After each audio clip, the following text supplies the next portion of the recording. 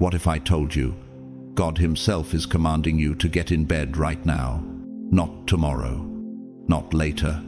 Now, would you believe me, or would you scroll away and risk missing the most supernatural shift of your life? Chosen one. This is not clickbait. This is not a test of curiosity. This is a direct, urgent, heaven-sent command. And ignoring it could cost you blessings you've been praying for years. Yes, God wants you in bed, not in defeat, not in weakness. But in the highest form of obedience, this is a sacred pause, a divine strategy where rest becomes warfare, and stillness becomes your greatest weapon. The kingdom is moving behind the scenes, aligning every detail of your destiny, and your only assignment right now is to surrender to it. If you know in your spirit that this message is for you, comment 777 below as a prophetic act, sealing this moment and sending a signal into the heavens. And to all of you who have supported this channel, whether through a super thanks or simply by showing up, I am deeply grateful. Stay with me, because in the next moments, I'm going to reveal why this unusual, almost shocking command from God is the very key to your next breakthrough. God, chosen ones. Urgent. God wants you in bed. Do not ignore this.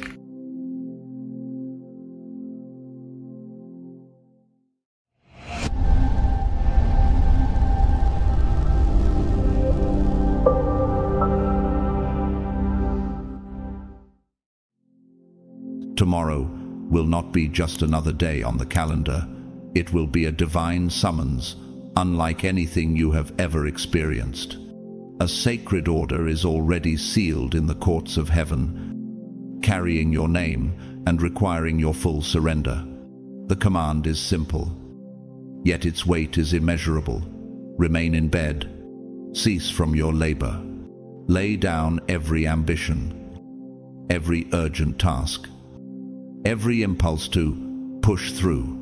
This is not a polite suggestion. It is a holy mandate directed to the chosen ones. To ignore it would be to shut the door on a miracle already on its way. Can you sense the gravity of such an order? Knowing that heaven itself pauses to wait for your obedience.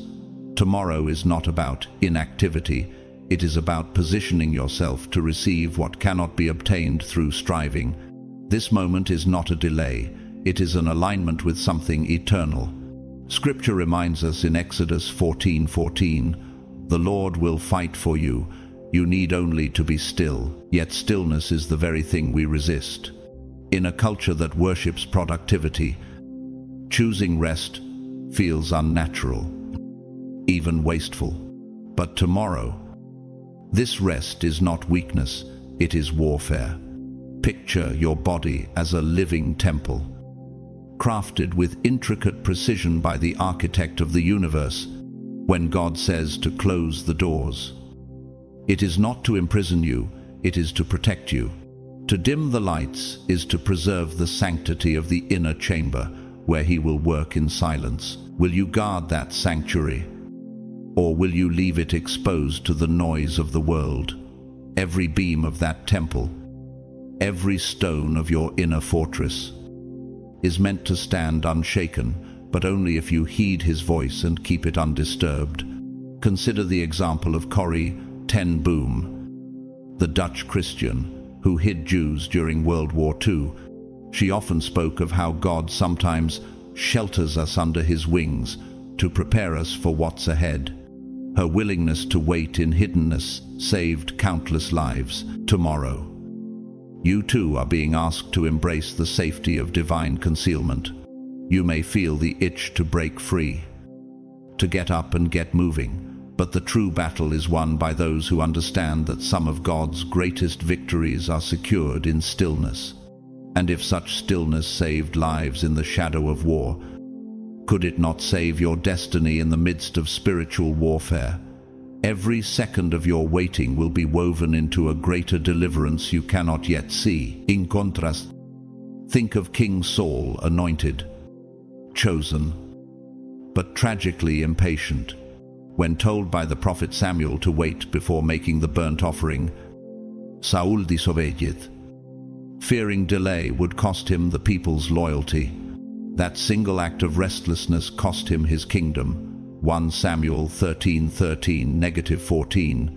Tomorrow, your obedience, or your lack of it, could have consequences far greater than you imagine. Will you be remembered as one who trusted God's timing, or as one who rushed ahead and forfeited the blessing? The history of the kingdom was altered because of one man's inability to stand still. Do you see now how sacred and dangerous these moments of waiting can be? This divine pause is more than a quiet day off. It is a spiritual quarantine, a set-apart space where heaven's frequency can recalibrate your soul. Psalm 46:10 whispers, "Be still and know that I am God." In that stillness, unseen construction begins in your spirit. Like a master builder strengthening the hidden beams of a cathedral, the world outside might be loud, chaotic, even urgent, but within your walls, God will be laying foundations for what comes next. Will you protect that process, or will you let a single distraction dismantle it? Remember, a single crack left unattended in a cathedral's foundation can compromise the entire structure. It is the same with your spirit. Jesus himself modeled this rhythm. After ministering to the multitudes, he often withdrew to lonely places to pray. Luke 5:16. If the Son of God embraced strategic withdrawal, how much more should you? Even the human body knows the necessity muscles grow, not during exercise, but in the recovery phase afterward. If nature honors the law of rest, why would the soul be any different? Seasons of rest are not interruptions, they are sacred intervals in the symphony of your calling, just as a composer writes pauses into music to give the notes room to breathe. God writes stillness into your journey, so the next movement can rise with greater power. And hear the words of Isaiah 30:15. In repentance and rest is your salvation. In quietness and trust is your strength. The enemy will try to whisper that you're being lazy, that you're wasting time. But this is a lie. Tomorrow, rest is your greatest weapon. It is the hidden strike that disarms the enemy before he even approaches your gates. Refuse it, and you hand him the advantage, but receive it, and you will be like a fortress whose walls cannot be breached. This is not the day to prove your worth through action. It is the day to prove your trust through stillness. The decision is yours. Chosen one, the heavens are watching. The angels stand ready to minister to you in the silence. You have been entrusted with an instruction that few will understand, but all of heaven will honor. When you obey, you join the ranks of those who fought not with swords, but with surrender, those who conquered by trusting the unseen hand of God. Rise in your spirit. Even as your body remains still, guard your sacred space. Protect the day appointed for your renewal. For when the sun sets tomorrow, the breakthrough, waiting on the other side of your obedience, will not just bless you, it will ripple outward, changing the course of many lives. And when that happens, you will know it was not your strength, but your surrender that won the battle, like a seed buried in the dark soil, unseen by any eye, yet brimming with life. Your breakthrough needs this season hidden from the world. Only in the quiet underground does a seed gather the strength to break its shell, push against the weight of the earth, and rise toward the light. John 2:24 declares, unless a kernel of wheat falls to the ground and dies, it remains only a single seed, but if it dies, it produces many seeds. Tomorrow is that burial, a holy concealment ordained by God, not for death, but for multiplication. Can you imagine what will sprout when this sacred stillness has done its work? Just as winter blankets the land before spring erupts in color, so too must your spirit rest in darkness before the brilliance of your next season is revealed. In that hiddenness, heaven is weaving threads of destiny you cannot yet see. God's command is unmistakable. Remain in bed. Chosen one, withdraw from the demands that drain you. This is not an invitation, it is an instruction sealed in the heavenlies. To rise prematurely is to uproot what he is planting. Tomorrow is not a random date. It is a divinely marked threshold where healing will flow in a way you have never experienced before. Like a hidden spring under a mountain, the restoration is already pressing upward. But the soil of your soul must remain undisturbed. Psalm 37:7 says, "Be still before the Lord and wait patiently for him." Will you guard that stillness as fiercely as a mother bird guards her nest from predators? Each moment of obedience is like adding another layer of protection to the life growing within you. And if God has set this day apart, it is because the next chapter of your story depends on it. For you, the chosen one. This day holds a sacred weight. God has set apart this time as your personal season of full restoration, body, mind, heart, and spirit. Picture the way a forest recovers after a fire, how the charred ground slowly bursts with green again. Nourished by rains it did not earn. In the same way, heaven is preparing to rain on your ashes. This is not just recovery, it is a divine recreation. Isaiah 61:3 promises beauty for ashes, the oil of joy for mourning. What would it mean if your private wilderness became the birthplace of your greatest strength? The forest does not rush its regrowth. It trusts the slow rhythm of renewal. Neither should you. Every breath you take tomorrow will be part of that quiet regrowth. No meetings, no errands, no digital noisy. This is not simply about avoiding activity. It is about creating an undisturbed sanctuary where the deepest kind of renewal can occur. Imagine the great oak tree. It spends years growing roots before it towers into the sky. Your rest tomorrow will be those unseen roots, reaching deeper into God's living water. Jeremiah 17:8 describes the righteous as a tree planted by the water that sends out its roots by the stream. Its leaves are always green. Will you allow God to extend your roots, even if no one else can see the growth yet? Just as the ocean hides its most powerful currents far beneath the surface, your deepest transformation will happen where no one is watching. In the quiet, your roots will find streams that will sustain you for decades to come.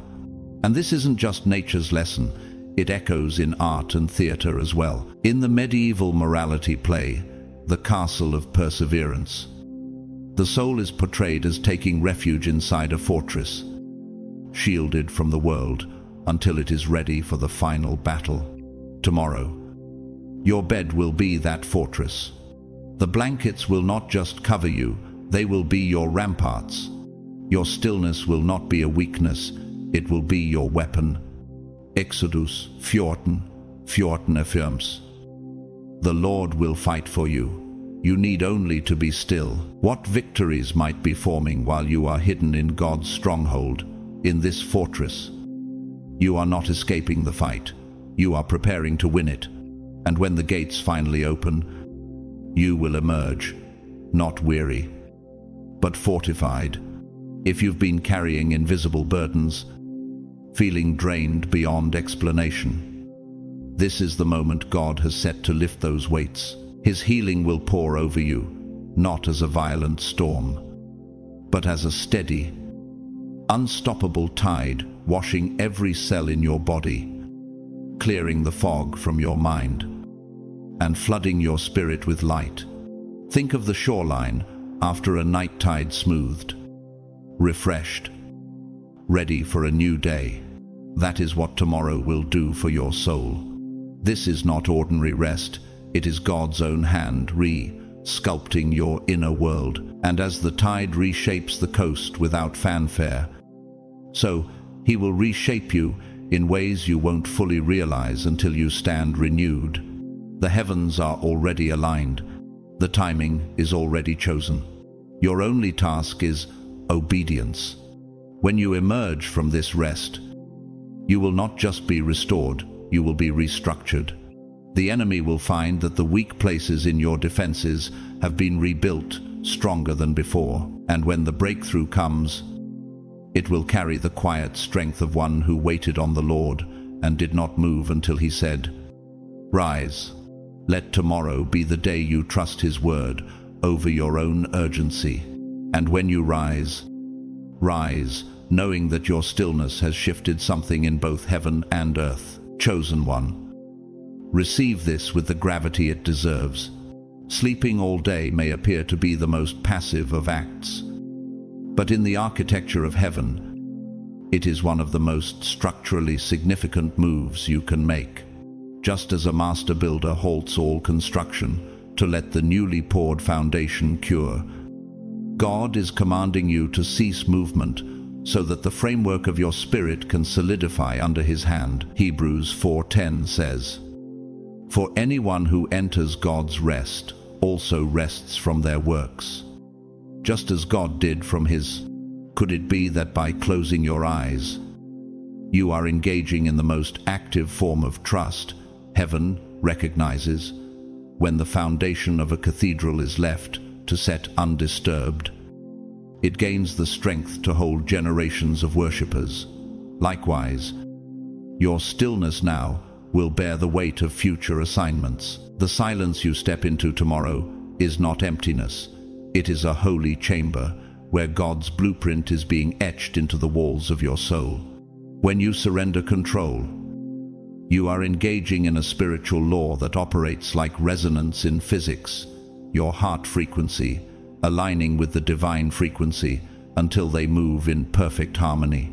This radical trust invites healing currents to flow into every corner of your life, restoring fractures you didn't even know existed. Our culture, built on the psychology of achievement and constant momentum, tells you movement equals progress.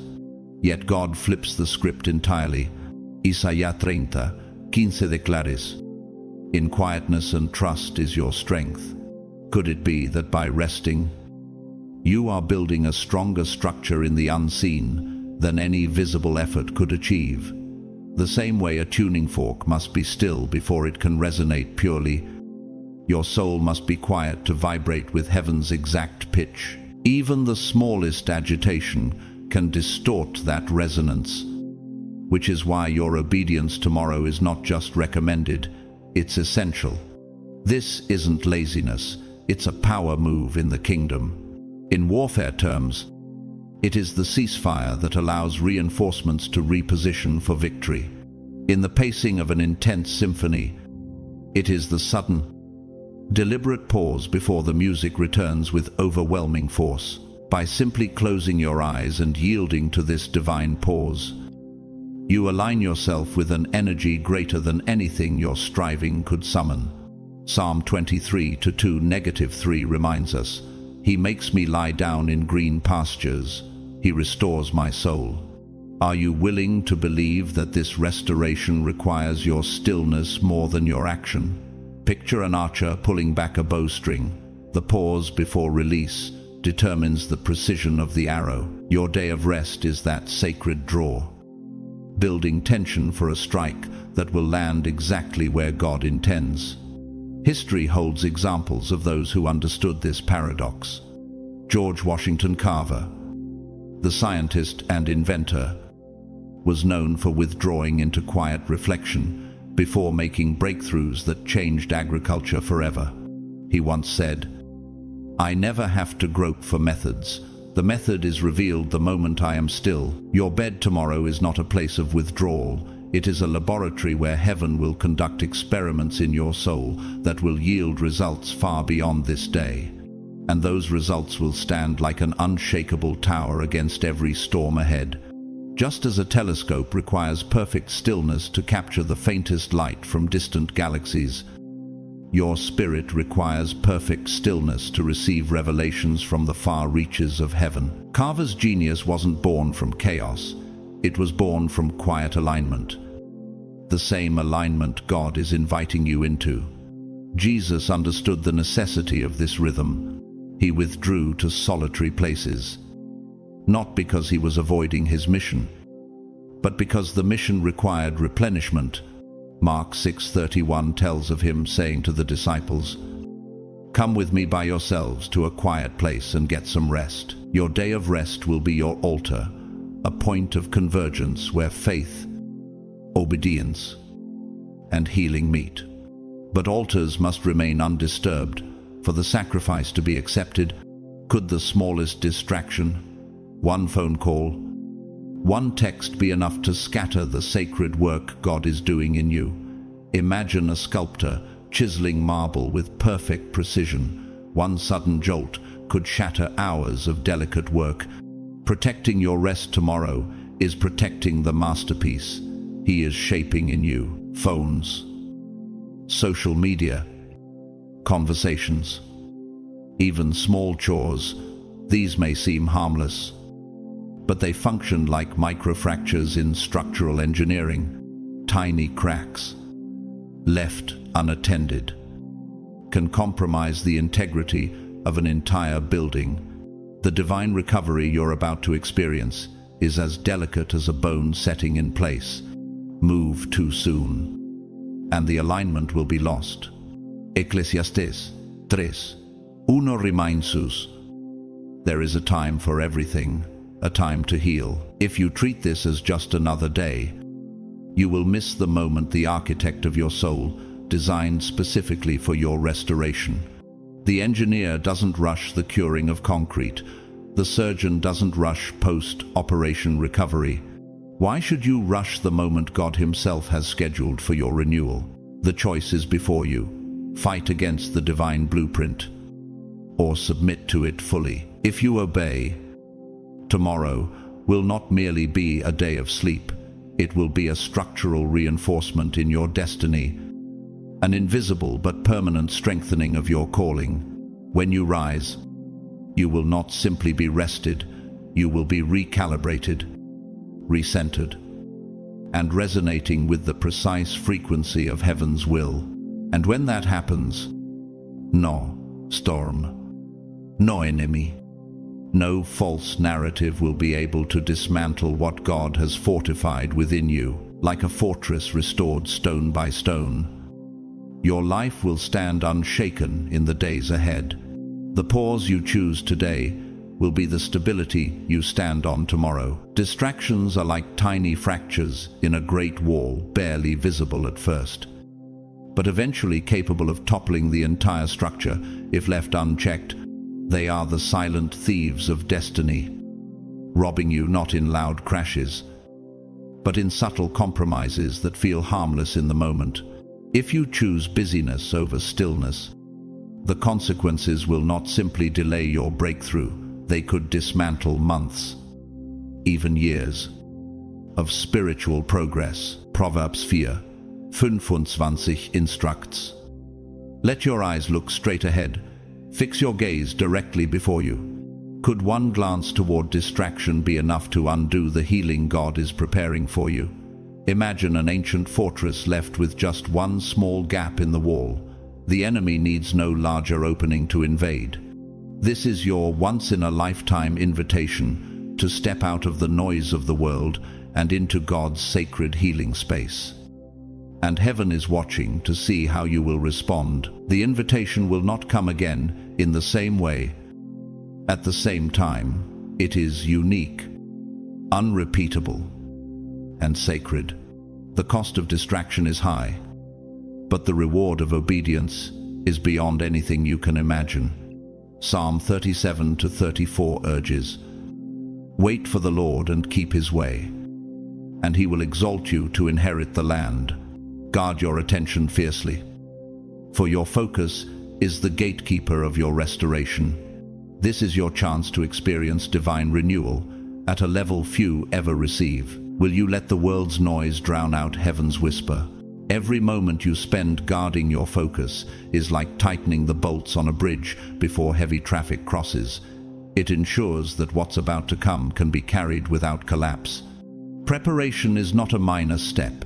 It is the act of building the altar before the fire falls. Just as the prophet Elijah carefully arranged the stones on Mount Carmel before calling down God's fire, you too must arrange the environment for tomorrow's holy encounter. And just as Elijah soaked the altar with water to prove God's power, your preparation will prove your faith before the miracle. To help you understand the seriousness of this, the story of Florence Nightingale, the founder of modern nursing, known as the Lady with the Lamp. She revolutionized hospital care during the Crimean War, not just through medical skill, but through her relentless focus on order, cleanliness, and preparation. She once said, "I attribute my success to this. I never gave or took any excuse." Your preparation for tomorrow is the same kind of discipline. It's the unseen work that makes the miracle possible. It's the difference between a patient surviving the night or succumbing to infection, like Nightingale's hospital wards. Your environment must be free from contamination. Only in purity can full healing take place. If she could save thousands through meticulous readiness, how much more can your soul be saved through the same vigilance? History also warns us through its cautionary tales. Consider Napoleon's invasion of Russia in 1812. Confident in his momentum, he underestimated the preparation needed for the brutal winter ahead. The result was catastrophic. His army, once mighty, was reduced to a fraction of its size, not by battle, but by the cold and starvation. In the same way, underestimating tomorrow's preparation could leave your spiritual defenses frostbitten and your breakthrough delayed indefinitely. 1 Peter 5-8 reminds us, "Be alert and of sober mind. Your enemy, the devil, prowls around like a roaring lion looking for someone to devour." Neglecting preparation is like marching into enemy territory without supplies. You may start strong, but you will end in defeat. And defeat in this context means the miracle slips past you, moving to the one who was ready to receive it. Preparation is key to making tomorrow's divine healing day a success. Keep essential items close by, so you never have to leave your sacred resting place. Have plenty of water nearby to stay hydrated. Water is a physical necessity, but it is also a biblical symbol of life and cleansing. John 4:14. Keep nourishing. Easy to digest, foods ready. The kind that will comfort your hunger without pulling you away from rest. These may seem like simple steps, but they are the practical threads in the tapestry of your obedience. If your body is nourished, your spirit can focus entirely on the work God is doing. The smallest discomfort can tempt you to break the stillness, so remove every obstacle before the day begins. Create an environment that invites peace. Dim the lights. Arrange soft blankets. And perhaps let the air be filled with calming sounds or complete silence.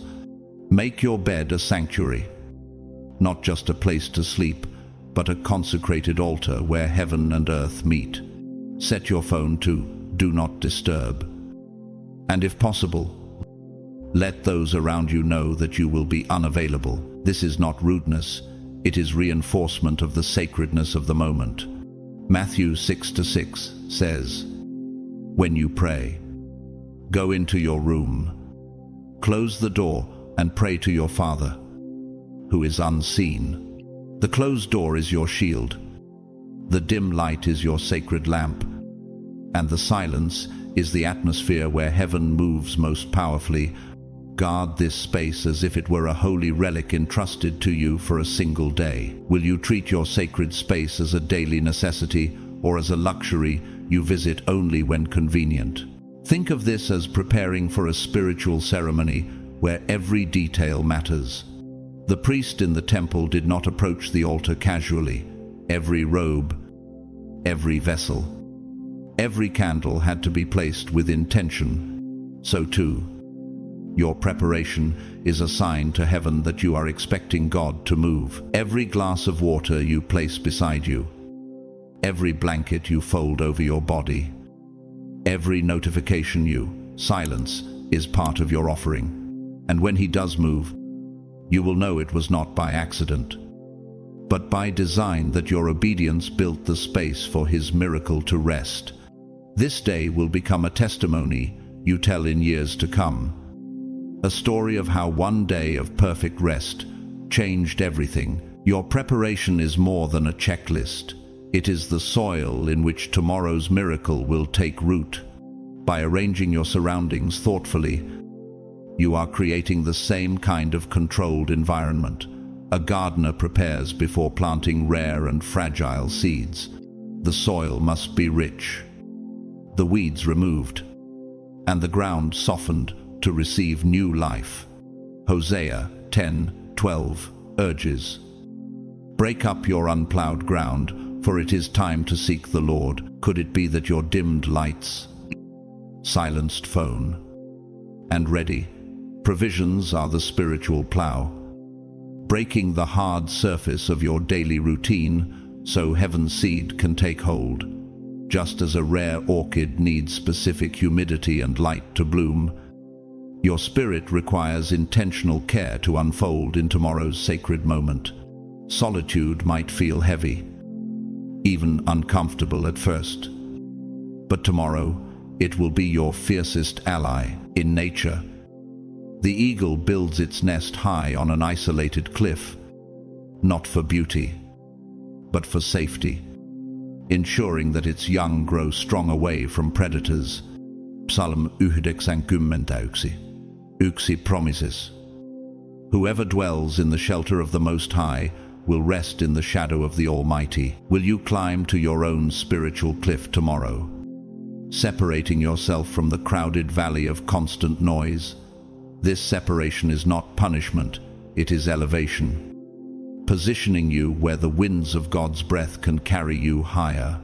The chosen one must step entirely away from social interaction and external noise to allow divine healing to penetrate every hidden chamber of the soul. Isolation disconnects you from the draining energies of others and reconnects you to the pure river within your own sanctuary. Just as the deep ocean remains calm and undisturbed beneath the surface storms, your spirit will find stillness beneath the waves of worldly distraction. Isaiah 26:3 affirms, "You will keep in perfect peace those whose minds are steadfast, because they trust in you." Could it be that the storm outside is the very proof that your retreat is divinely timed? This sacred solitude is not about loneliness, it is about presence. It is the holy presence that settles when all competing voices fade, like a forest clearing bathed in dawn light after a night of rain. In the medieval morality play Everyman, the protagonist discovers that none of his companions' beauty, strength, or wealth can follow him beyond death. Only good deeds can. Tomorrow, your good deed will be obedience to the call of stillness, preparing you for what lies beyond this moment. Mark 1:35 records that Jesus went out to a solitary place, where he prayed. If the Son of God sought the wilderness to recharge, what might he build in you through your own sacred retreat? Many spiritual traditions emphasize the transforming power of intentional solitude, from the desert hermits who shaped early Christianity to the shepherd watching over sheep in the quiet night. Tomorrow, you will join this timeless lineage by honoring your need to be alone. And like a tree that sheds its leaves in winter to conserve life for the spring bloom, your withdrawal is not loss, it is preservation. Your stillness is storing strength for a season that has not yet arrived. Ecclesiastes 3:7 reminds us, there is a time to be silent and a time to speak, Will you honor the silence so your future words carry divine weight? This will not be easy for everyone. The pull to engage, to reply, to scroll, to just check will be strong, but the breakthrough you seek lies beyond the veil of noise in the stillness of your own holy retreat. As your body and spirit undergo divine healing, expect sensations that might surprise you, emotional surges that feel like floodwaters, sudden chills like the first gust of wind before rain, or unusual hunger like the body craving new strength. These are not interruptions. They are proof that the restoration is underway, like tectonic plates shifting deep beneath the earth before a mountain rises. God is realigning things in your unseen foundation. Tomorrow, you will not just rest, you will be remade. Emotional sparks may bring unexpected tears or sudden moments of piercing clarity, releasing layers of pain or fear you didn't realize you had carried for years. These are not random reactions, they are pressure valves in the soul, opening to release what has been building silently inside. Sudden chills are not just physical sensations, they are evidence of energy redistribution. The way current shifts through a complex circuit when a new connection is established. Malachi 4:3 promises. The Sun of Righteousness will rise with healing in its rays. Could these chills be heaven's light penetrating the deepest shadows of your being? Intense hunger is not weakness. It is your body signaling that it needs fuel for the cellular construction taking place as God rebuilds you from the inside out, brick by living brick. Instead of resisting these sensations, welcome them as holy indicators of transformation. Architects know that before a structure can bear weight, it must be stress-tested for hidden weaknesses. In the same way, your body and spirit are being gently tested, not to break you, but to reveal and fortify the points where strength is needed most. Many chosen ones before you have likened this to a spiritual detox, a purging of toxins that once kept you tethered to old cycles. Isaiah 41:10. Do not fear, for I am with you. I will strengthen you and help you. Could it be that the shaking you feel is simply God realigning your inner scaffolding? This healing will not be linear, like waves rolling onto a shore. It will come in rhythmic cycles: sleep, wakefulness, then sleep again. In physics, oscillation is the repeated movement between 2 points that gradually stabilizes a system. Your body is following a similar God-designed pattern.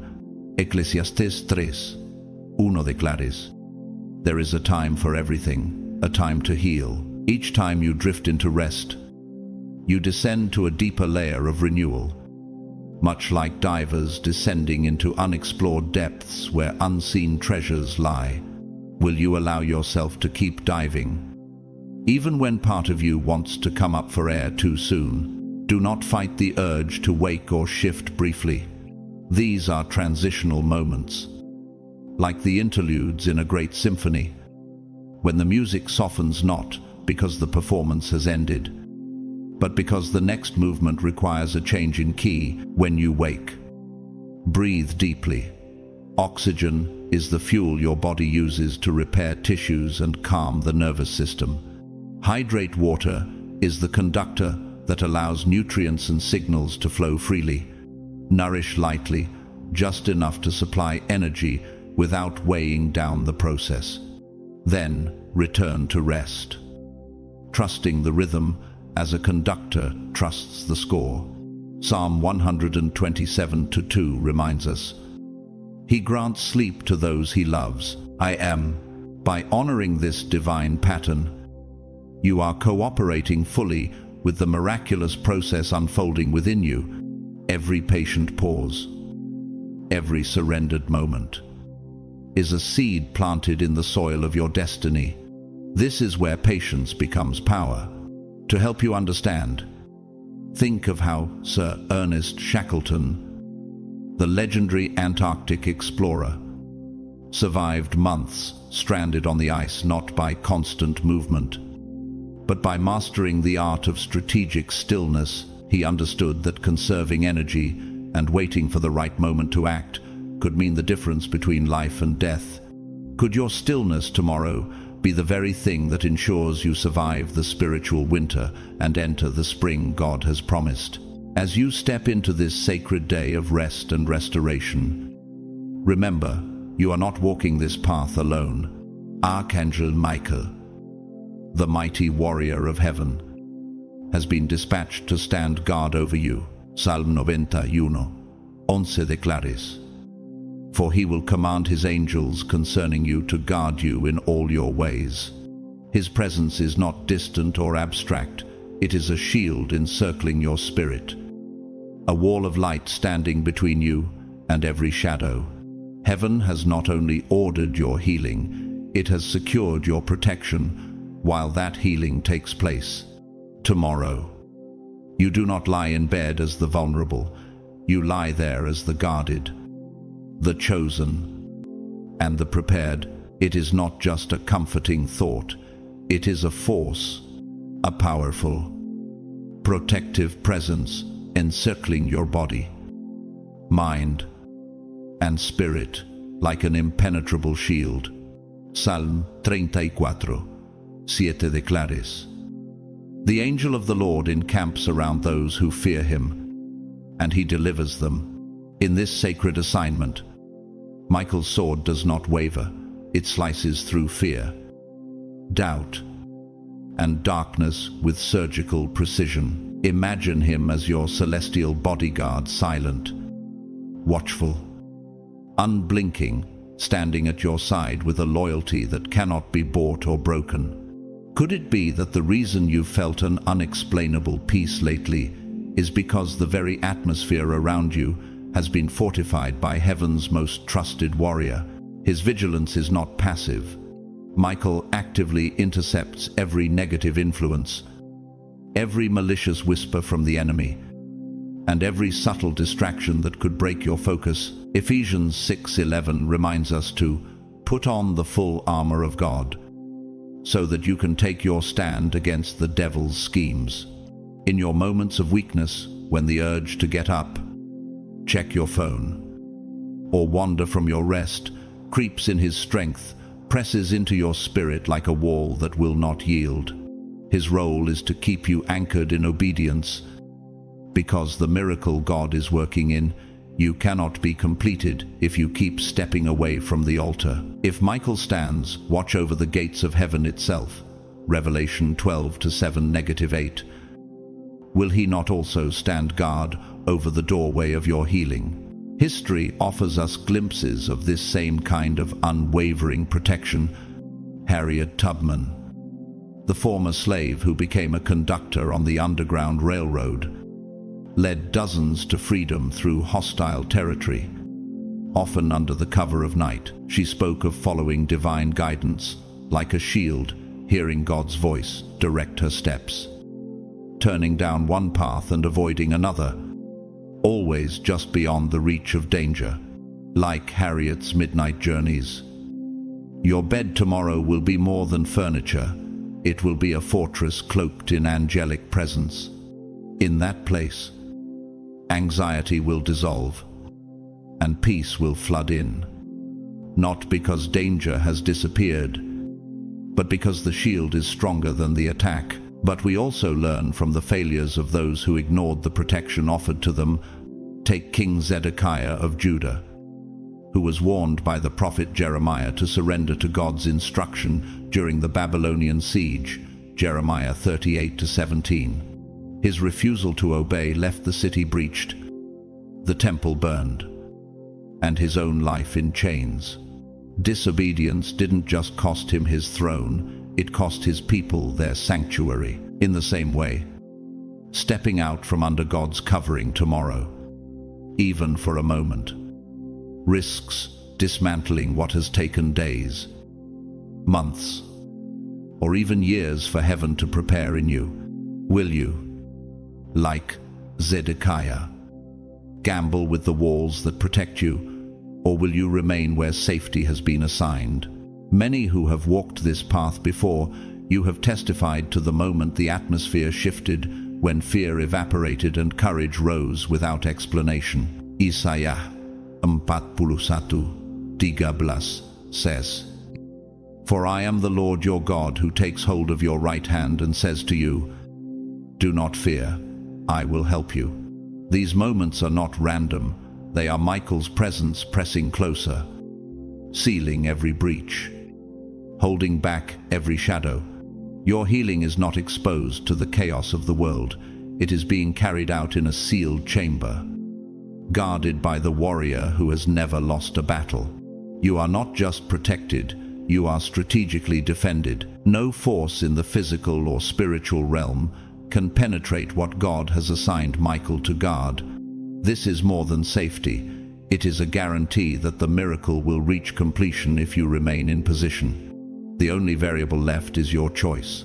Will you stay under the shield, or will you step into the open field before the battle is won? Throughout this divine day of rest, a sacred current will surround you so completely that it will feel as if the very air itself has been rewritten by heaven.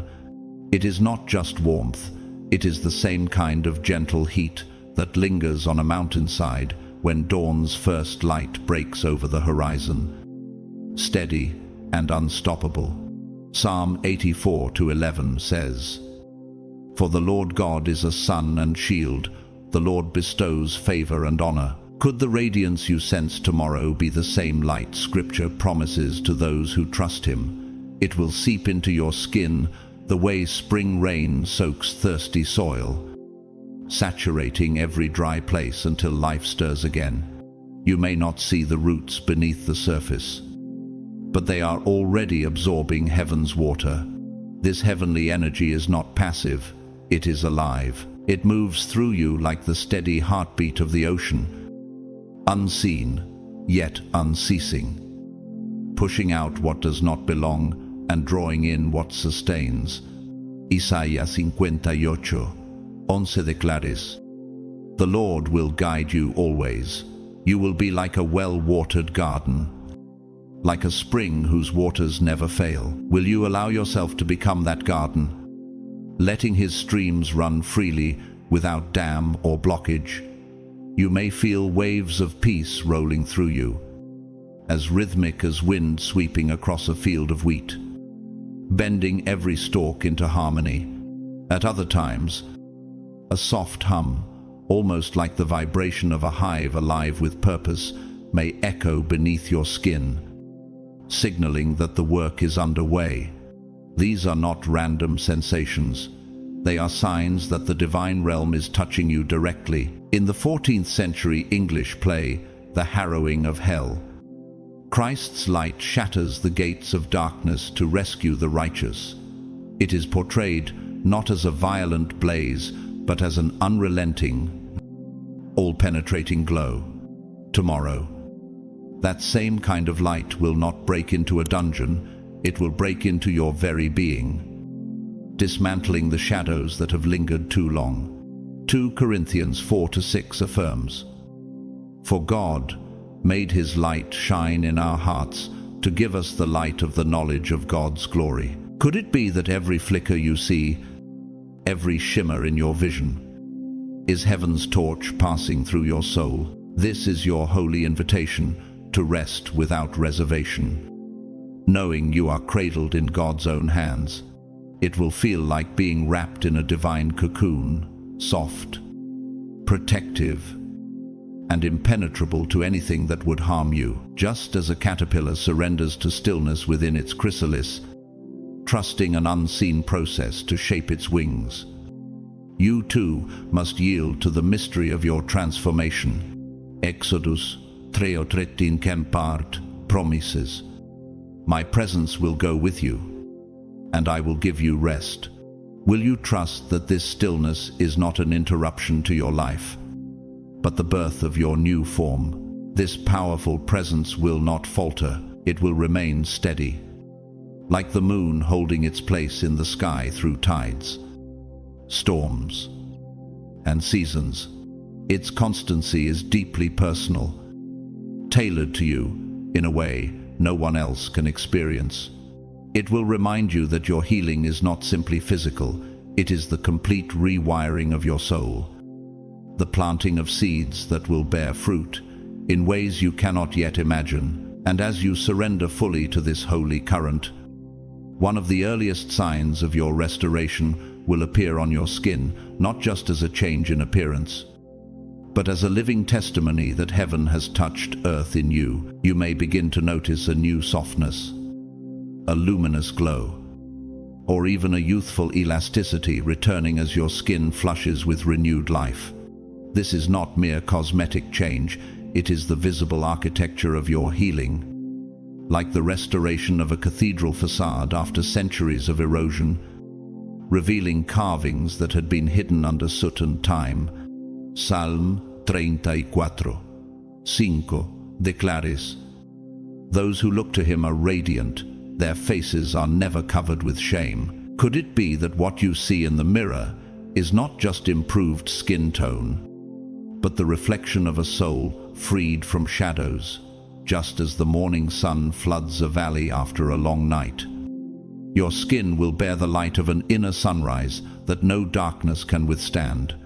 Dullness will fade, blemishes will soften, and an unmistakable freshness will radiate from you. But this glow is not vanity, it is a divine signature, a covenant seal between you and God, marking the progress of your renewal. Architects speak of load-bearing beauty, where the strength of a structure is part of its design, not hidden beneath it. Your face will become that living testimony, where beauty is born from integrity. Isaiah 60:1 calls, "Arise, shine, for your light has come, and the glory of the Lord rises upon you." Will you allow this radiance to remind you daily that your transformation is already underway? This phase is more than a physical refresh. It is the body's announcement that it is ready to descend into deeper restoration. Beneath the surface, the work becomes structural.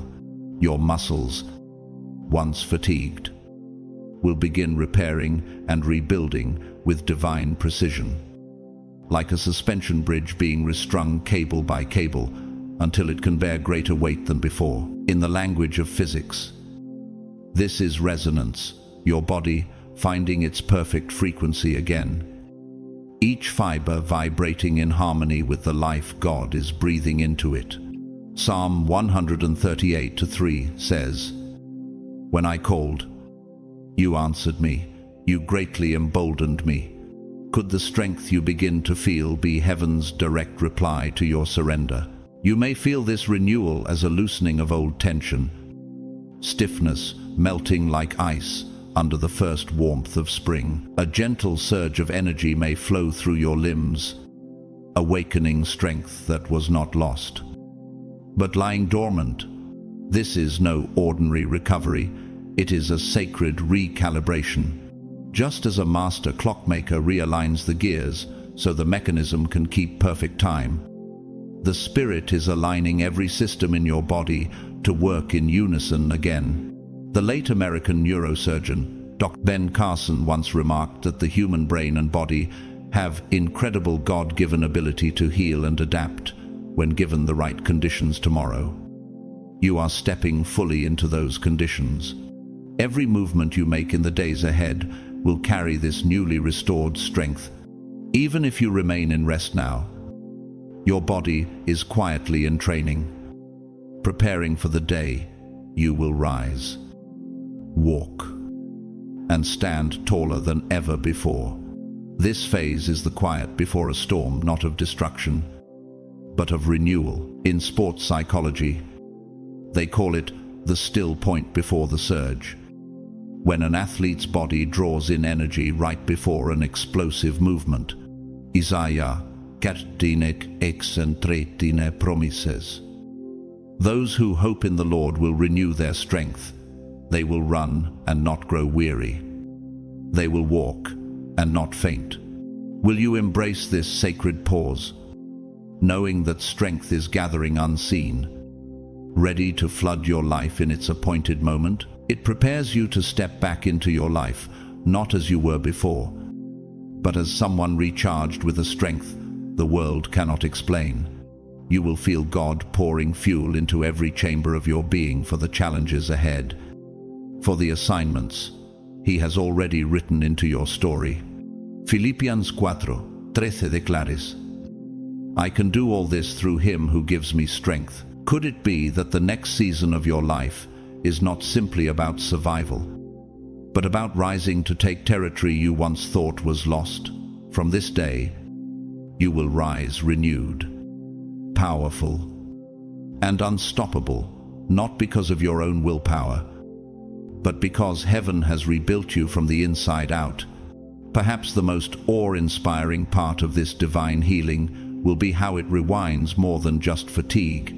It will reverse the subtle erosion of time. Your mind will become sharper, as if cobwebs you didn't know existed are being swept away.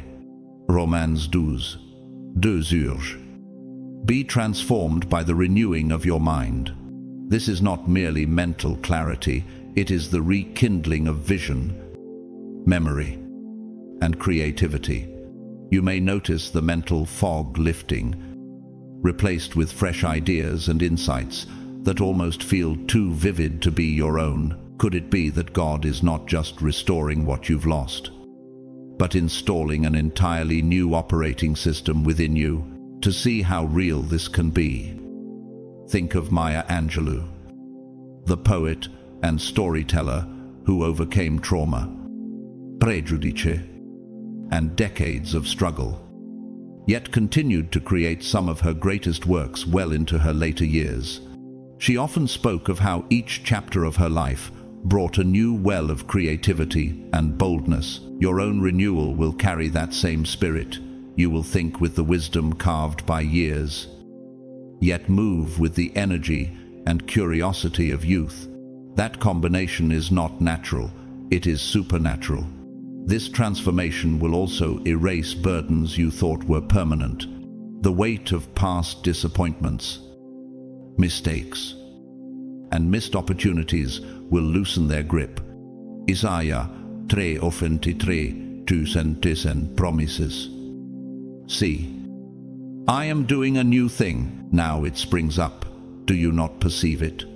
Like the first breath of spring after a long winter, your inner world will burst into bloom. Joy will no longer feel like a visitor. It will become your permanent resident. You will navigate life with a steadiness born from scars that have been healed, not hidden. But history warns us about what happens when renewal is offered and rejected. Consider the story of Demas, once a fellow laborer with the Apostle Paul, who abandoned his calling because he loved this present world. 2 Timothy 4:10. The opportunities he might have embraced were traded for temporary comfort, and his name is now remembered as a cautionary tale. Will you, like Demas, walk away from the momentum of your own renewal? Or will you hold fast until the transformation is complete? This phase of your healing is not just about restoration, it is about rebirth. Your thoughts will begin to move in step with God's vision for you. Your confidence will rise without arrogance, rooted in the knowledge that you have been carried through the fire and come out refined. Psalm 1:4 promises, Who satisfies your desires with good things, so that your youth is renewed like the eagles. You will carry the energy of youth without its restlessness, the wisdom of age without its heaviness, and a heart that sees both the horizon and the present moment as holy ground. This is not merely a blessing, it is God's personal gift to you, crafted in the workshop of eternity. A mind renewed, a heart awakened, and a spirit revived until they resonate in perfect harmony. By the time this sacred day concludes, the true essence of who you are, the chosen one, will radiate from within you like sunlight breaking through after a week of storm. 2 Corinthians 5:17 declares, If anyone is in Christ, The new creation has come. The old has gone. The new is here. Could it be that the fatigue, fear, and false ceilings you once thought were part of your identity are about to crumble like brittle leaves in autumn's first wind?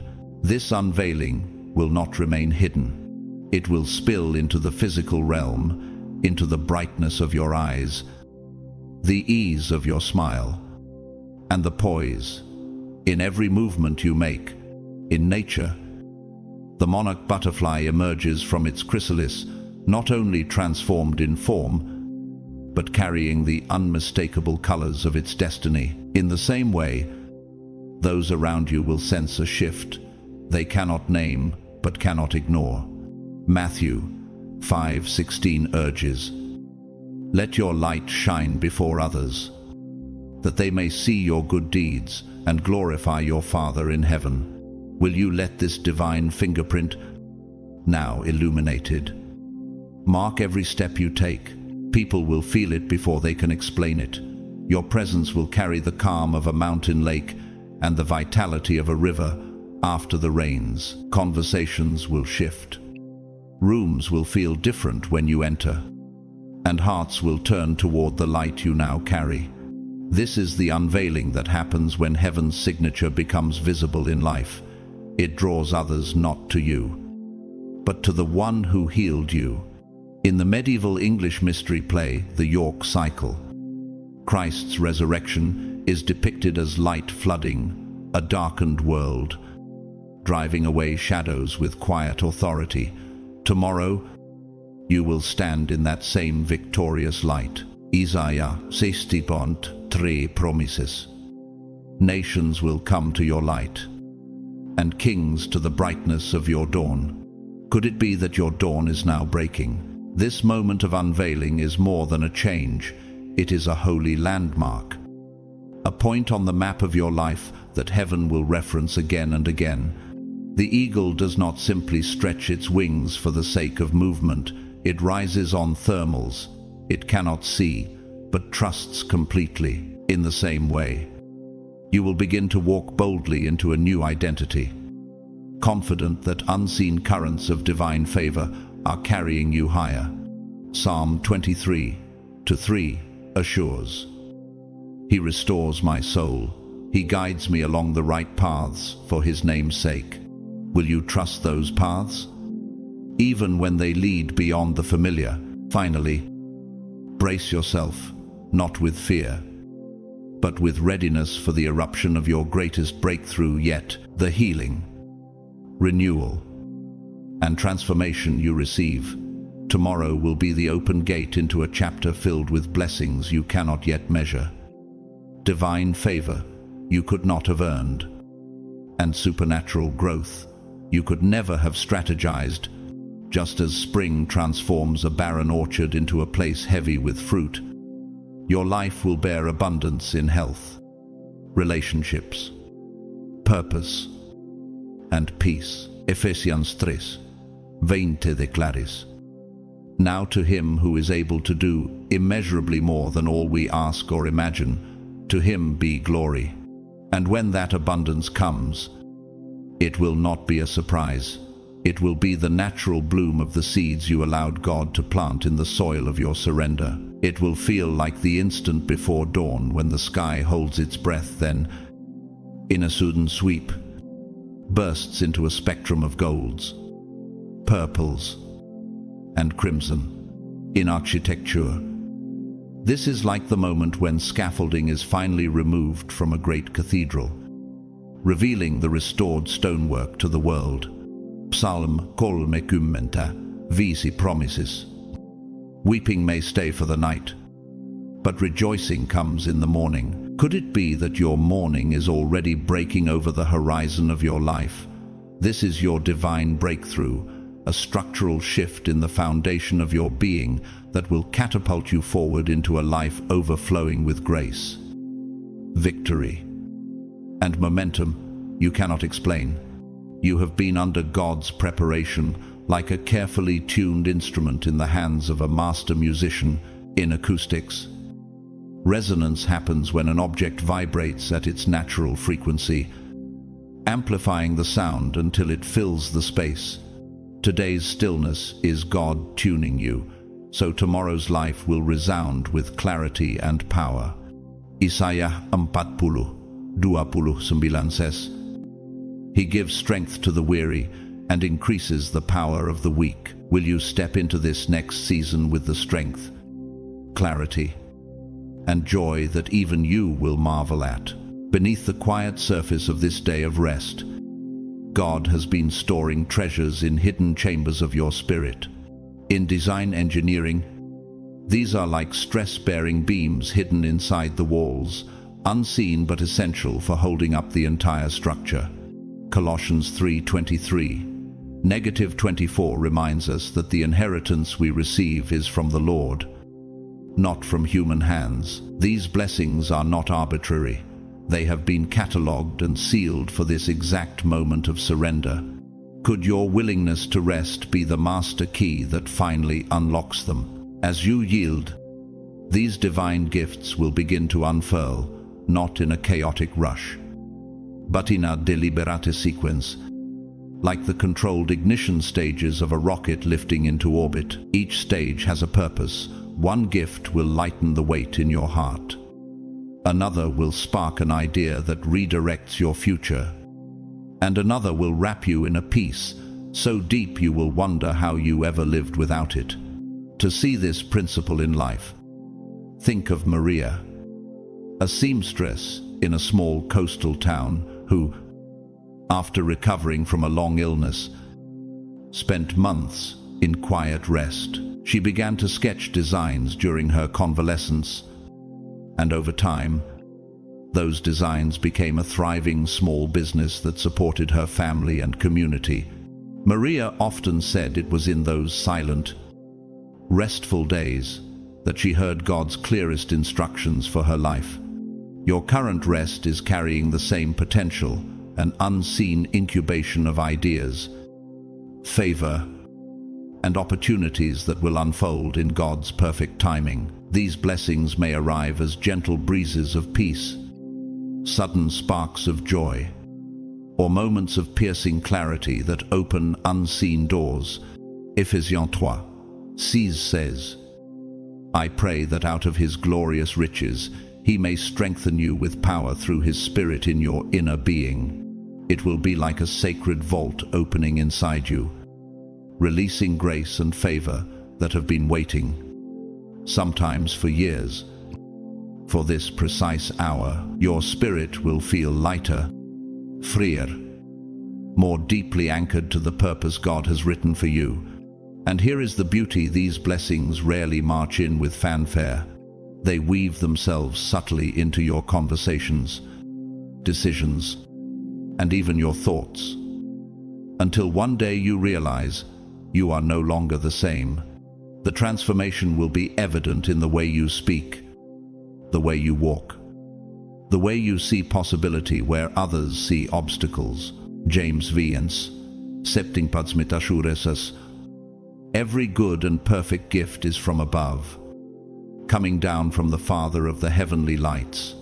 Will you embrace these gifts, knowing they are not random acts, but the deliberate designs of heaven, timed perfectly for your unveiling? You might soon notice doors swinging open that you never even knew existed, opportunities appearing where walls once stood, relationships that were fractured will begin to mend as if guided by unseen hands.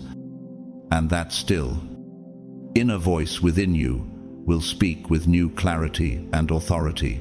This is no coincidence. It is the unfolding of God's perfect timing, an orchestration that has been set in motion long before you even realized the need. For the vision is yet for the appointed time. It hastens toward the goal, and it will not fail. Habakkuk 2-3. Every blessing waiting for you is like a seed already planted in the soil of your destiny, ready to sprout when the season is right. As you rest, these seeds are being watered with grace. Could it be that the very rest you resist is the doorway to the life you've been praying for? They are not just small tokens of kindness, but the very foundation upon which God is building your renewed future. This sacred day is a spiritual investment, one whose return will echo for a lifetime. Every moment of stillness is a deposit into your heavenly account, one that will yield a harvest of peace, provision, and purpose. In the words of the late motivational speaker Jim Rohn, the major value in life is not what you get, but what you become. God is using this moment to shape what you are becoming, not just what you will receive. And if He is preparing you in secret, what might He be planning to reveal in public? This rest is far beyond the shallow sleep that the world chases. It is a divine recharge, an intimate reconnection with the limitless power source of heaven. Imagine your body, long drained by the grind of anxiety, stress, and endless obligations, now being reconnected to a power line that cannot fail. Tomorrow, you will rise not only restored, but infused with vitality, so deep it feels almost otherworldly. He gives strength to the weary and increases the power of the weak. Isaiah 40:29. This is not a fleeting jolt of caffeine or a quick nap. It is a complete overhaul of your strength. Will you have the courage to protect this sacred moment from the noise of the world? But take heed, there are those who squander divine invitations. History recalls the story of Judas Iscariot, a man who walked beside Jesus, heard His voice, and saw His miracles, yet traded it all for 30 pieces of silver. His choice to chase temporary gain over eternal destiny not only destroyed his legacy, but became a cautionary tale for all generations. The same God who gave Judas access to the greatest teacher also gave him the free will to turn away. How tragic it would be if you let distraction or impatience rob you of the very breakthrough God has already set aside for you. The strength you are about to receive will not only recharge your muscles and sharpen your mind, but will ignite your motivation like a roaring furnace. Your spirit will catch fire with purpose. Your emotional and mental resilience will rise, allowing you to navigate storms with a calm authority. You will find yourself no longer reacting in panic, but responding with wisdom. The Lord will fight for you. You need only to be still. Exodus 14:14. And in that stillness, you will know you are not just surviving. You are being sculpted into someone who carries unshakable peace into every battle. So guard this time like the most valuable treasure you have ever held. Keep distractions at bay. Let nothing steal this sacred moment. For it is more than recovery. It is transformation. When you awaken, the difference will be undeniable. You will carry yourself with the poise of a warrior who has been through the forge and emerged unbreakable. This is not about brute force, but about that unshakable confidence that comes from knowing you are chosen, protected, and sent. Blessed is the one who perseveres under trial, because, having stood the test, that person will receive the crown of life. James 1:12. When the crown is offered, will you be ready to wear it, or will you have forfeited it to lesser distractions? Now is the moment to rise, not with haste, but with holy certainty. The Lord has strengthened your hands for battle and anchored your heart for purpose. Step forward into the life He has prepared, knowing that every breath you take is now charged with divine power. It is the kind of power that carves rivers through stone, bends the tallest cedar under the force of the wind, and turns a seed buried in darkness into a towering tree. Just as the eagle rides the invisible thermal currents high above the earth, so will you rise, not by straining, but by resting in the lift of God's promises, not by might, nor by power, but by my Spirit, says the Lord Almighty. Zechariah 4:6. This is the same divine current that empowered David to face Goliath with nothing but a sling, and Esther to step into the throne room knowing her life was on the line. Tomorrow, that very current will surge through your spirit, enabling you to confront every obstacle with a boldness that feels as unshakable as the mountain ranges God Himself spoke into existence. Have you ever wondered what it would feel like to wake up with heaven's own fire burning in your heart? You will stand not in borrowed strength, but in God's own energy, and when that power settles into your bones, you will feel unstoppable, ready to claim victories that have already been written in your favor. Yet remember, this strength is not yours to hoard. It is a gift to steward. Humble yourselves before the Lord, and He will lift you up. James 4:10, for the higher His hand raises you.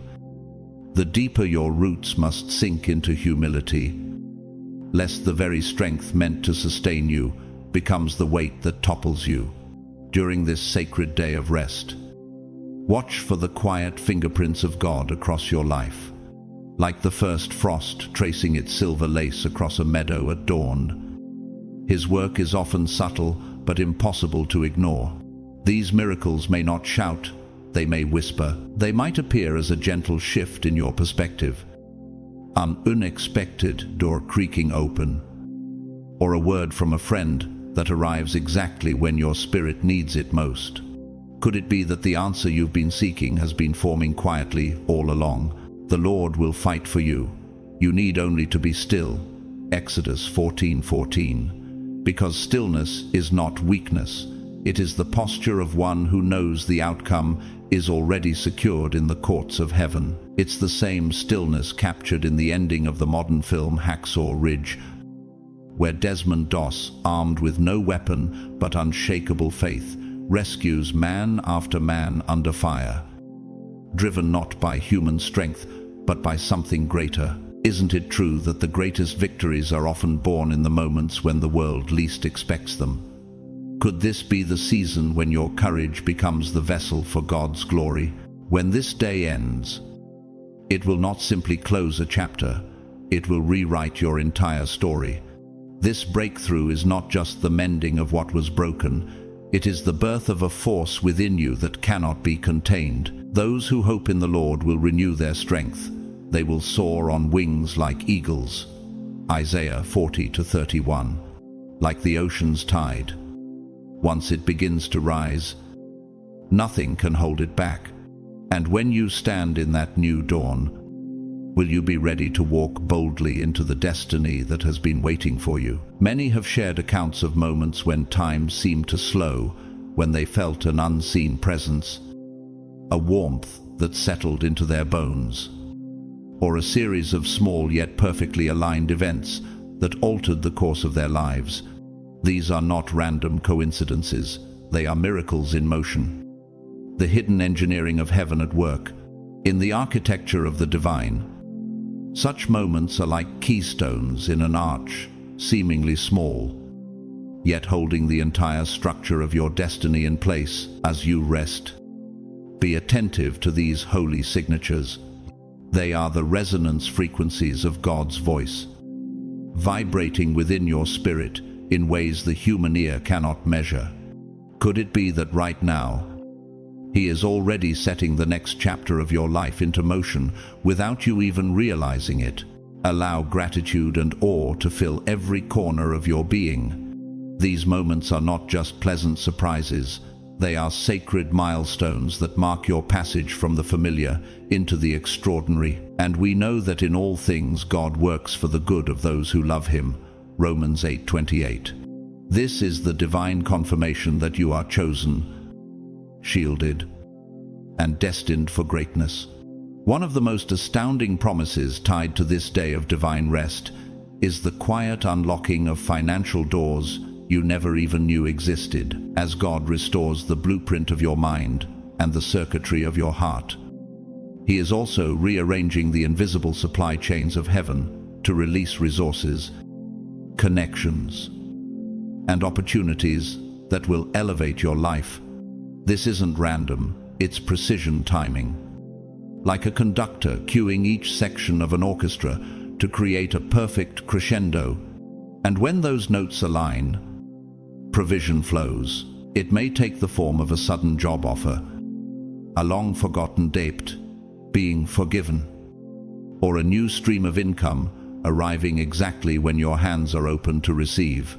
My God will meet all your needs according to the riches of His glory in Christ Jesus. Philippians 4:19. What if the very thing you've been praying for is already on its way? Hidden behind a door that only tomorrow's rest can open, history holds countless testimonies of miraculous provision in moments of scarcity. In the wilderness, God fed Israel with manna bread that appeared fresh with the morning dew. In your life, it may arrive as favor in a boardroom, an unexpected check in the mail, or a once-in-a-lifetime opportunity. In modern times, think of Howard Schultz, the visionary who transformed Starbucks from a small coffee house into a global phenomenon. He often spoke of the moments of providence, when opportunities and open doors appeared at the exact time he was ready to walk through them. Your upcoming season will echo this principle. Readiness meeting divine provision. Tomorrow is not just a day, it is a portal, a threshold into divine plenty. As you rest, picture these financial gates swinging wide, their hinges oiled by faith and trust. The Lord will open the heavens, the storehouse of His bounty. Deuteronomy 28:12. Your healing, physical, emotional, and mental, is powerful, but it is only the prologue to a far greater ascent. God is not merely mending what is broken, He is raising the entire foundation of your life onto higher ground. This is your moment of spiritual ascension, a transformation as profound as watching a cathedral's spire pierce the clouds. Just as in physics, when an object reaches escape velocity and breaks free from the pull of gravity, you will break free from the weight of your past limitations. You will begin to see the world through the lens of eternity, perceiving details others overlook, catching whispers others miss. Set your minds on things above, not on earthly things. Colossians 3:2. Can you feel the shift already stirring in your spirit? Your intuition will sharpen like a well-tuned instrument. Your peace will deepen into an unshakable stillness, and your courage will take on the quiet confidence of a soul anchored in God's will. Your prayers will seem to bridge heaven and earth with increasing swiftness. Your alignment with divine purpose will turn each day into an opportunity for kingdom impact. And when the time comes to step through this gateway, you will not crawl, you will rise. So when you awaken from this day of holy rest, stand as one who knows they have been forged in the chambers of heaven itself. This is not survival, it is coronation. This is not recovery, it is ascension. And when the gates swing wide, walk through them with a warrior's stride, knowing that the God who calls you is also the God who equips you. This healing is only the foundation. Your ascension is the magnificent temple that will soon rise from it, a sacred architecture crafted by God Himself. As your body mends and your spirit elevates, are you ready to receive sudden bursts of divine clarity that will cut through the fog of uncertainty? These insights are like heavenly light illuminating corridors in your mind that were once shadowed by doubt. You may notice moments when answers to long-standing questions arrive with startling precision, as if the Spirit is whispering the steps of your destiny directly into your heart. For I know the plans I have for you, declares the Lord. Plans to prosper you and not to harm you. Plans to give you hope and a future. Jeremiah 29:11. And as you step into this divine architecture, each healed piece of your life becomes a cornerstone, anchoring you firmly to the path God has meticulously designed, so that every revelation, every insight, and every step forward aligns perfectly with His eternal blueprint. The words of Tony Robbins, the inspirational speaker. It is in your moments of decision that your destiny is shaped. Imagine for a moment that the choices you are about to make, guided by these divine flashes, could pivot your life into a new realm. Will you act when clarity arrives, or hesitate, letting opportunity slip by? These revelations might appear in dreams, quiet meditation, or even in sudden insights while simply sitting in rest. Each one is a divine blueprint, a God-given compass pointing toward your purpose. Trust in the Lord with all your heart, and lean not on your own understanding. Proverbs 3-5. For obedience in the moment of clarity is often the bridge between where you stand now and the destiny God has prepared. A crossing that can only be made by placing your full weight on His guidance. The chains that have held you fear, toxic relationships, addiction, or limiting beliefs are being dismantled even now. Can you feel the subtle loosening? The small cracks appearing where walls once seemed unbreakable. God's restoration is not merely repair, it is liberation. Tomorrow, expect a release so powerful that it will allow you to walk boldly into freedom. Even subtle shifts, a newfound ability to say no.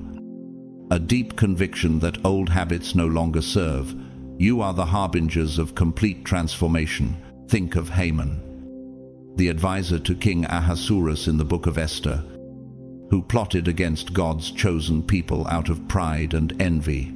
His schemes, no matter how meticulously planned, ultimately led to his downfall and public humiliation. Could it be that the chains in your life are being broken precisely so you avoid the same fate as Haman? Those who resist God's guidance often face consequences that could have been prevented through obedience and humility. But you, chosen one, are positioned differently.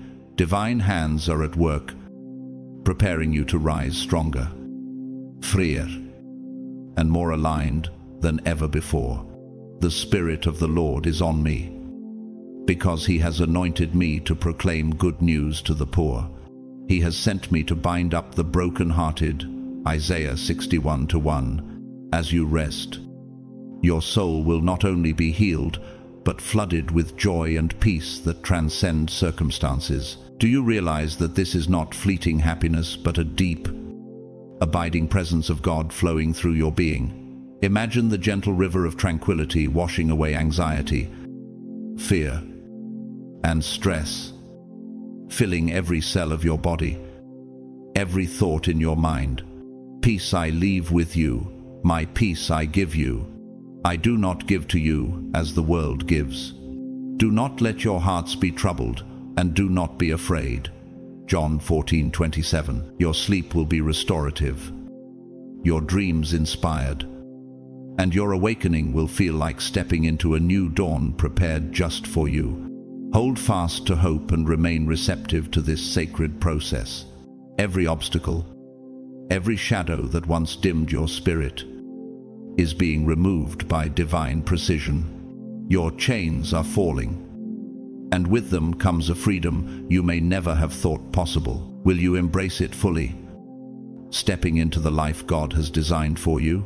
This is the day where your foundation meets ascension.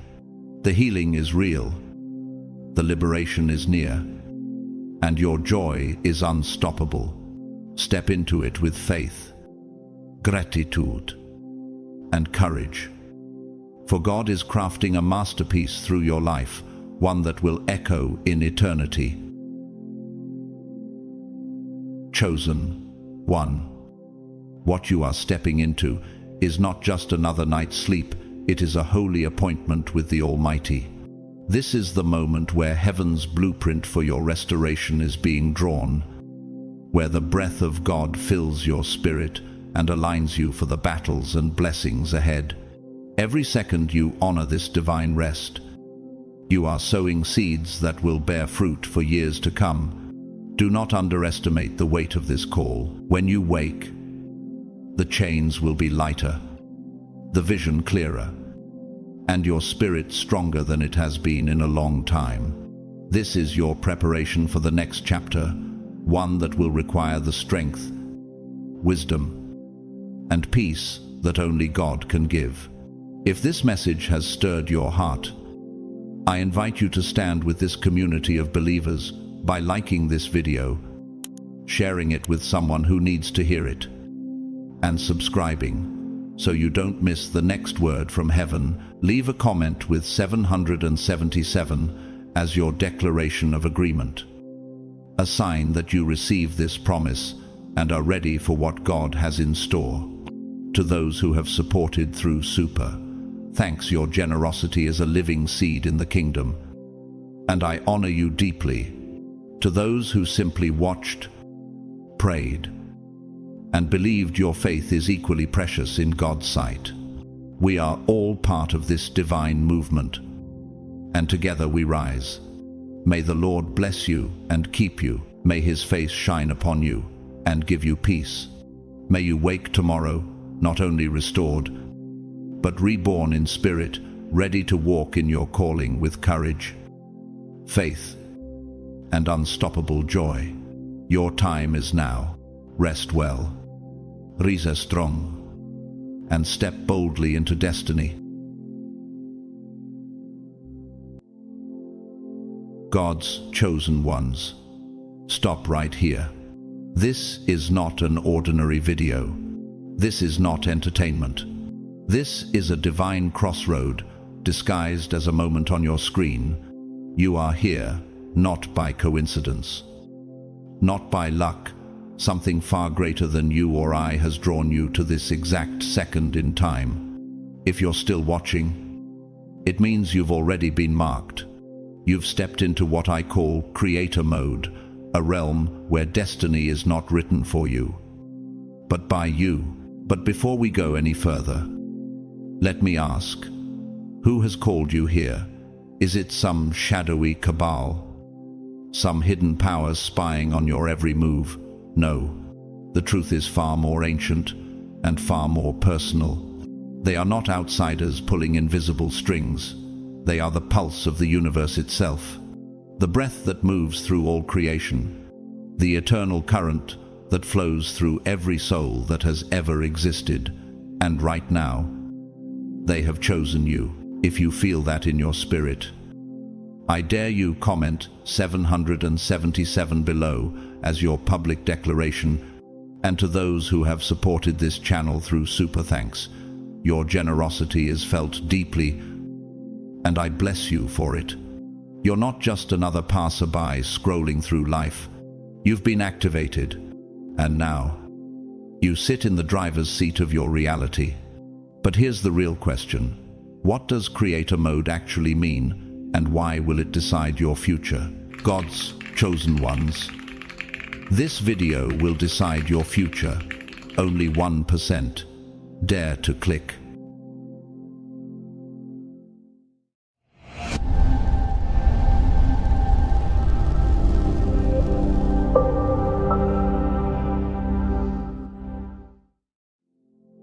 You stand on the very brink of something that few ever reach, a threshold where destiny no longer chases you, but waits for you to command it. This is not coincidence, nor the random shuffle of time and chance. You have stepped into the chamber where the architects of eternity once walked. And now the blueprint of your universe rests in your hands. Scripture whispers in Psalm 8-6, you made them rulers over the works of your hands. You put everything under their feet. What happens when you finally realize that truth was never meant for someone else? It was meant for you. Think about how often life has felt like a river dragging you downstream. Currents deciding your path. Unseen forces deciding your tomorrow. That ends here. The moment you entered this space, you crossed an invisible line, a covenant unseen by human eyes, yet sealed in the heavens. You have been entrusted with the same divine energy that commands the stars to burn, that summons the tides to rise, that breathes life into dust. Genesis 2:7 says, Then the Lord God formed man of dust from the ground and breathed into his nostrils the breath of life, and man became a living being. That breath still courses through you, waiting for you to wield it. But this is not an ornament to admire, it's a weapon to steward. Creator mode is never given to the untested. It is not an award handed to the popular or the loud. It is the silent seal placed upon those who have been weighed in the scales of time and not found wanting. Yet this calling is double-edged. To hold power is to hold the fate of more than just yourself. History is littered with those who could not bear the weight. Men like Herod Agrippa, one who, as Acts 12 records, received the praise of men as though he were a god, and was struck down because he did not give glory to the one who gave him breath. Perhaps you sense it already, that unsettling pull in your chest, that almost unbearable awareness that after this, you will never again be able to pretend you do not know. It is the same stirring that came upon Esther when Mordecai told her in Esther 4:14, "And who knows but that you have come to your royal position for such a time as this?" Once she stepped forward. Her life no longer belonged to her comfort, it belonged to her calling. In our modern age, some have understood this rare mantle. The Italian sculptor Michelangelo once said, "The greater danger for most of us lies not in setting our aim too high and falling short, but in setting it too low and achieving our mark." Those words echo the law of creator mode. You were not built for mediocrity. To aim low is to betray the breath of God in your lungs. But if there are those who rise to this charge, there are also those who corrupt it. Take, for instance, the forgotten story of Cesare Borgia, son of a pope. Gifted with political cunning and unmatched resources, his ambition built empires, but his greed eroded them faster than they rose. He grasped the power to shape kingdoms, but lacking divine alignment, he built monuments of sand. Creator mode without humility is nothing more than destruction wearing a crown. You see, the tests you've endured, betrayals, closed doors, seasons of silence, were not random punishments. They were the furnace, the architect's chisel shaping you into a living cathedral capable of housing the weight of divine authority. James 6, Kaksitoista promises, "Blessed is the one who perseveres under trial, because, having stood the test, that person will receive the crown of life. And when that crown comes, it will not sit as an ornament, it will sit as a responsibility." Now, the question remains not to your mind, but to your spirit. Are you willing to become the living blueprint heaven has been drafting since the day you were born? Or will you, like so many before, let the river carry you away from the shore you were meant to build upon? Matthew 5:14 declares, "You are the light of the world. A city set on a hill cannot be hidden. The time for hiding is over. Rise now, chosen one. Stand as the architect of the unseen. Command the atmosphere with the authority you've been given. For the foundations have been poured. The scaffolding of your destiny stands ready, and the master builder waits for you to take the first stone in your hand. There is no going back, only forward. The hour has struck. The gates are open. Step into creator mode, and let the kingdom come through you. In creator mode, you stop cataloging reasons why things will fail and start identifying seeds that could grow. You move from saying, "This is too much for me," to asking, "How can this become the very thing that advances me?" Just as a forest fire clears the undergrowth for new life to emerge, every loss and setback becomes fuel for your next season. This is not about ignoring the pain, it's about converting it. Every emotion, every wound, every overlooked detail becomes raw material for construction. The way even the discarded branches in winter become shelter for creatures who know how to use them. And like a master gardener who knows when to prune, You learn that some cutting away is not cruelty, but care.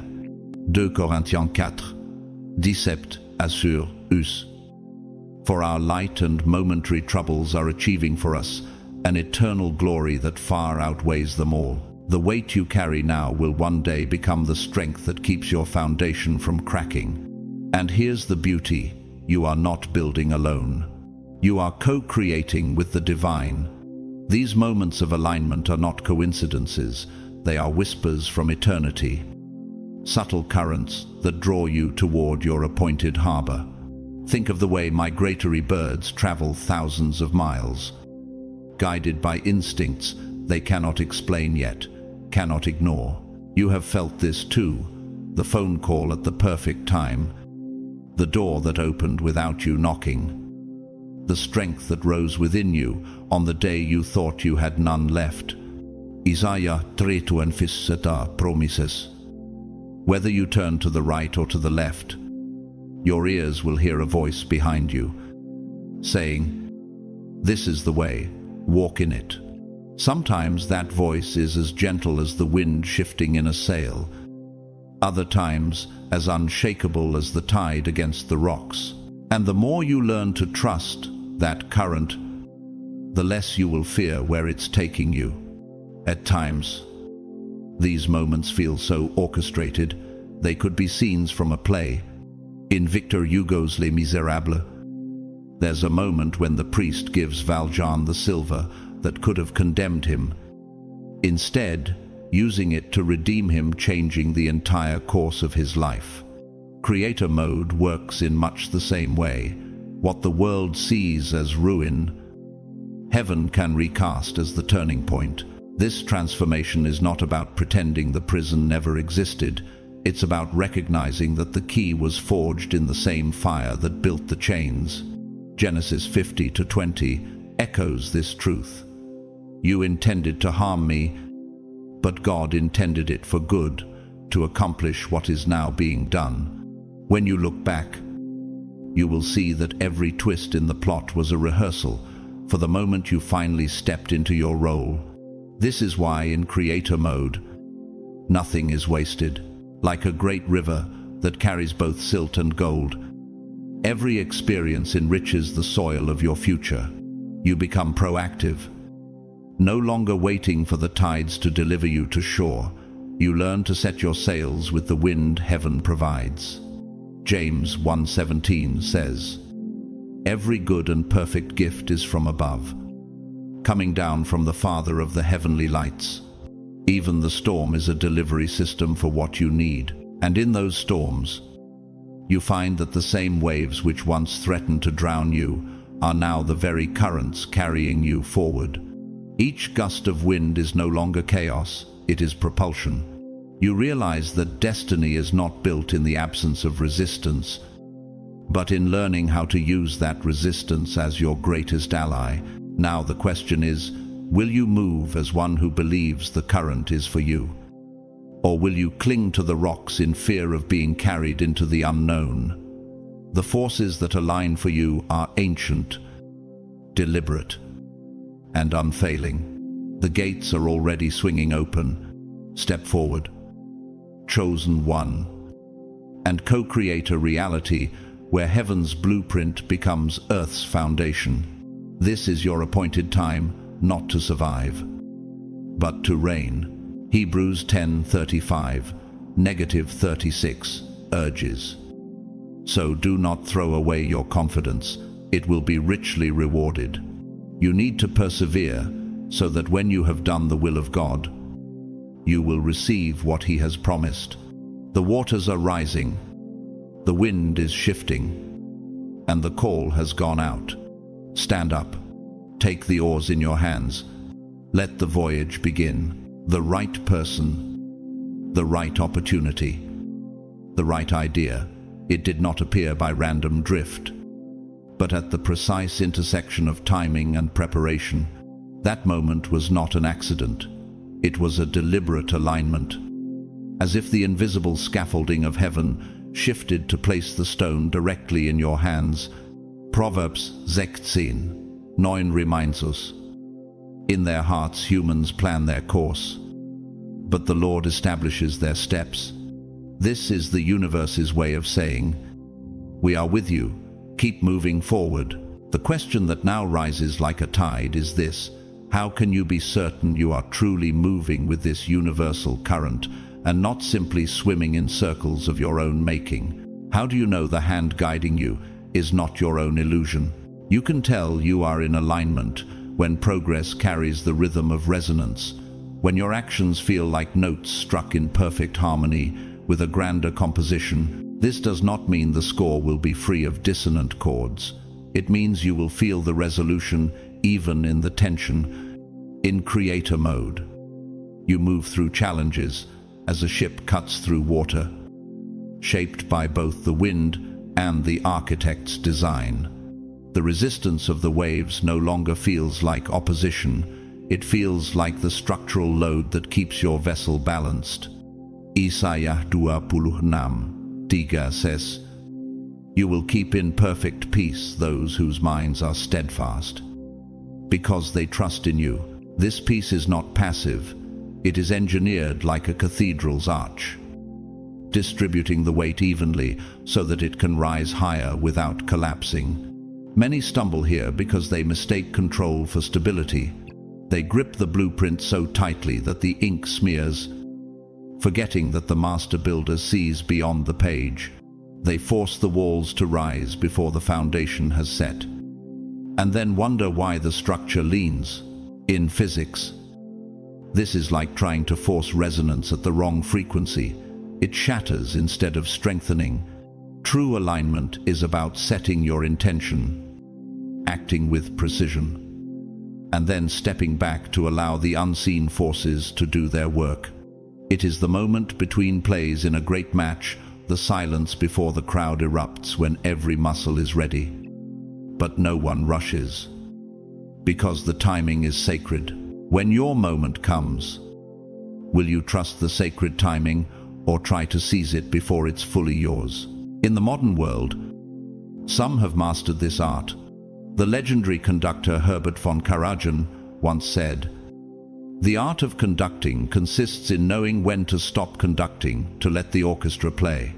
This is creator mode in its purest form, knowing when your hands must move and when they must rest. It is trust in motion, rooted in the awareness that the music was never yours alone to play. So the question remains, will you wrestle with the current until your strength gives out? Or will you allow the tide to carry you into the harbor prepared for you? This is not surrender, it is the highest form of mastery. Psalm 37:23 declares, "The steps of a good man are ordered by the Lord, and he delights in his way."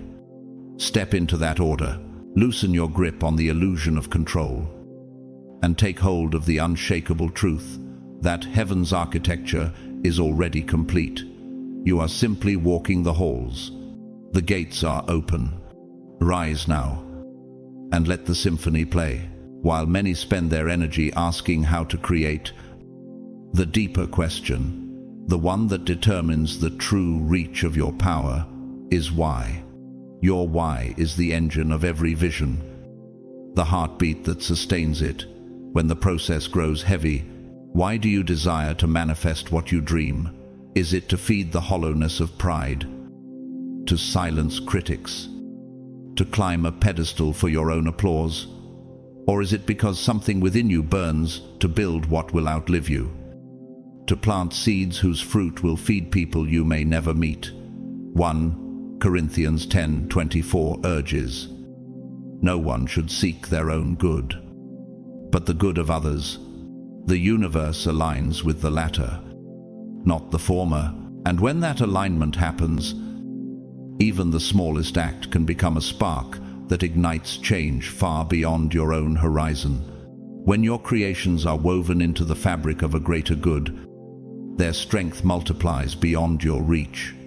The universe does not lean toward pursuits inflated with ego. It gravitates toward those born of compassion and service. The hand of heaven does not steady towers built to glorify one name. It upholds bridges meant to carry many. History shows this truth. The visionary reformer, William Wilberforce, fought tirelessly against the transatlantic slave trade, not for fame, but because his conscience could not rest in a world chained by injustice. His cause was not self-serving, and the momentum of providence moved on his behalf until the chains were legally broken. Such purpose becomes an unshakable foundation. Storms may strike, but they cannot dismantle what has been built for the good of many. But there are those whose why curdles into ruin. The little-known Italian condottiero Muzio attendo lo sforza, gifted in command, favored by fortune, yet driven more by personal glory than lasting legacy. His shifting loyalties bought him short-term gains, but eroded trust until the alliances he relied on collapsed, leaving his victories scattered like ashes in the wind. Such is the fate of one who builds for self over service. The structure stands for a season, then crumbles, because no greater purpose holds it together. Proverbs 16:18 warns. Pride goes before destruction, a haughty spirit before a fall. The echoes of such collapse serve as a cautionary bell, reminding us that even the brightest rise can end in shadow when the heart is not anchored. If all you've built began to crumble tomorrow, would it reveal a foundation of service or the hollow frame of self? To be in creator mode is to step into a state of flow, so consuming that time dissolves. Hours pass like minutes because you are no longer divided. You are fully present, fully alive, and fully connected to something greater than yourself. The noise fades. The inner critic grows silent, and you move as though guided by an unseen rhythm. It is the potter lost in shaping the clay, the composer so immersed in melody that the room disappears. This immersion is not mere productivity, it is alignment between your inner spirit and the greater current. And in that current, every action becomes a note in a divine symphony, carrying your work into places you may never set foot yourself. And here is the paradox. In losing yourself to that work, you find your truest self. The I that was once obsessed with approval gives way to the we that understands every brushstroke, every note. Every brick laid in love sends ripples into the collective. The same thread that strengthens your tapestry strengthens the whole. Galatians 6:9 promises. Let us not become weary in doing good, for at the proper time we will reap a harvest if we do not give up. And when that harvest comes, it will not only feed you, it will feed generations, turning your obedience into a legacy. When your season of harvest arrives, will your field be full, or will it stand bare where seeds were never sown? So stand now with your why sharpened and your motives weighed. Ask not what you can take from the world, but what you can plant in it that will endure beyond you. The time for half-hearted creation is over. The hour for self-serving towers has passed. Step forward into creator mode with hands ready to build and a heart anchored in service. This is where mountains move. This is where destinies turn. And this is where you rise. And if you rise now, you will find that heaven itself has been holding the door open, waiting for you to walk through. There is a moment, a rare and sacred stillness that can settle over you, even while the world around you churns with noise and uncertainty. It is the still point in the turning world, the way the heart of a hurricane holds a silence untouched by the violence on every side. This is what creator mode feels like, not merely reacting to what happens outside, but shaping it from the deepest place within. Philippians 4:7 describes it this way: "And the peace of God, which transcends all understanding, will guard your hearts and your minds in Christ Jesus." In this state, you are no longer a leaf blown aimlessly by the wind. You are the rooted cedar, whose branches may sway, but whose foundation is unshaken. When the storms come, will you remain the rooted cedar, or be swept away like the leaf? Yet even here, you are still human. There will be days when doubt whispers like a cold wind through the cracks, when the sky clouds over, and you wonder if the light has forgotten your name. There will be hours when you feel as if you have wandered off the path entirely. But these moments are not signs that you have failed. They are part of the pilgrimage. Just as winter strips the tree bare, so it can grow stronger in spring. These seasons strip away what no longer serves you. James 1:2-3 reminds us. Consider it pure joy, my brothers and sisters, whenever you face trials of many kinds, because you know that the testing of your faith produces perseverance. For every root that grows deeper in winter, there will be a spring where the branches stretch higher than before. Creator mode is not a shield that keeps the storms away. It is the training that teaches you how to sail through them with grace and mastery. It is learning the way the eagle does not fight the wind, but uses its current to rise higher. You carry the tools now, wisdom as your compass, grace as your sailcloth, allowing you to navigate the peaks and valleys without losing your center. In this way, you are no longer at the mercy of your circumstances. You have discovered the truth.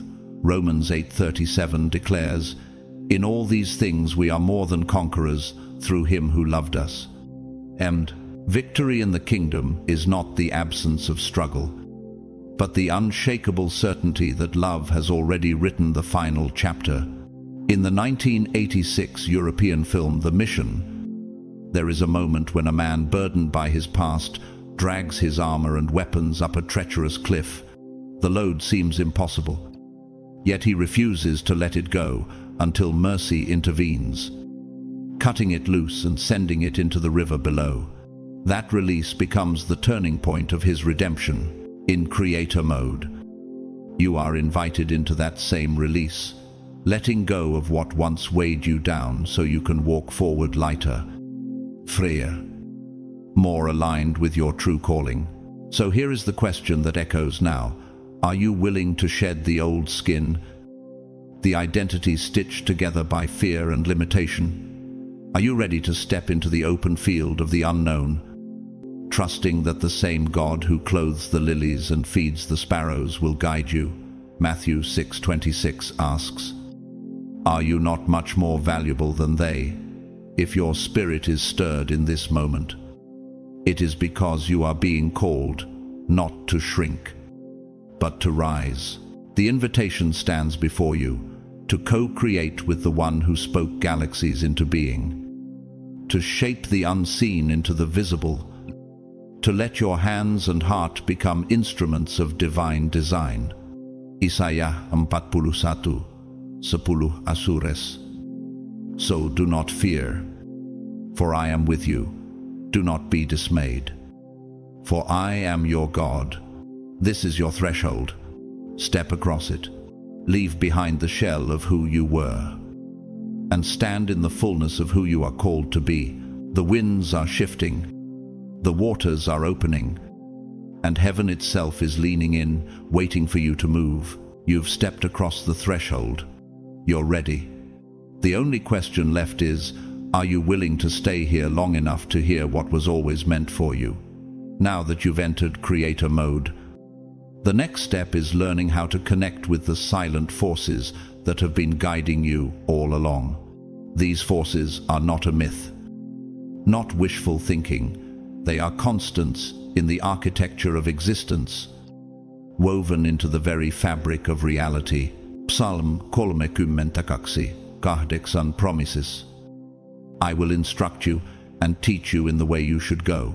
I will counsel you with my loving eye on you." But to follow, you must first recognize the hand that points the way. You've likely felt their presence before in those moments of intuition, so sharp it cut through the noise, in the sudden clarity that came without a chain of logic, in the unexplainable sense that something greater was aligning events around you. These are not accidents. They are the quiet reverberations of heaven's design. The way a bridge hums at its resonant frequency, carrying the weight not with strain, but with perfect balance.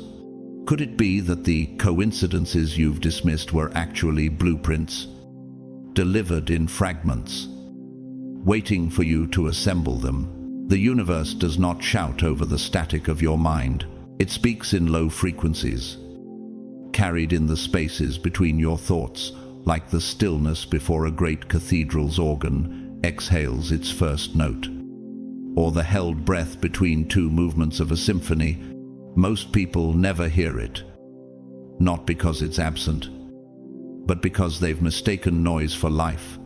1 Kings 19:12 reminds us that God's voice was not in the wind, the earthquake, or the fire, but in the gentle whisper.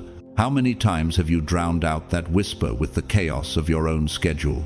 To hear it, you must cultivate stillness, not the absence of movement, but the anchoring of your internal frequency.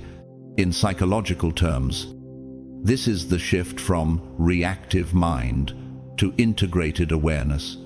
In physics, it's the principle of constructive interference, where two waves meet in perfect alignment to create a greater amplitude. When your inner state resonates with divine guidance, the signal becomes impossible to miss. That's why, in creator mode, your task is not to manufacture control, but to tune yourself like an instrument until you vibrate in harmony with the voice calling you forward. History gives us models of this. The renowned cellist Pablo Casals, who performed well into his 90s, once said, "The most important thing in music is not the notes, but the silence between them." His mastery came not only from playing, but from listening, knowing that the pauses held as much power as the sound. The same is true in creator mode. The pauses, the moments of intentional quiet, are where the clearest instructions arrive. You've stepped across the threshold. You're ready. The only question left is, are you willing to stay here long enough to hear what was always meant for you? Now that you've entered creator mode, the next step is learning how to connect with the silent forces that have been guiding you all along. These forces are not a myth, not wishful thinking. They are constants in the architecture of existence, woven into the very fabric of reality. Psalm 32:8 promises, "I will instruct you and teach you in the way you should go. I will counsel you with my loving eye on you." But to follow, you must first recognize the hand that points the way. You've likely felt their presence before in those moments of intuition, so sharp it cut through the noise. In the sudden clarity that came without a chain of logic. In the unexplainable sense that something greater was aligning events around you. These are not accidents. They are the quiet reverberations of heaven's design. The way a bridge hums at its resonant frequency, carrying the weight not with strain, but with perfect balance. Could it be that the coincidences you've dismissed were actually blueprints, delivered in fragments, waiting for you to assemble them? The universe does not shout over the static of your mind. It speaks in low frequencies, carried in the spaces between your thoughts, like the stillness before a great cathedral's organ exhales its first note, or the held breath between two movements of a symphony. Most people never hear it, not because it's absent, but because they've mistaken noise for life. 1 Kings 19:12 reminds us that God's voice was not in the wind, the earthquake, or the fire, but in the gentle whisper. How many times have you drowned out that whisper with the chaos of your own schedule?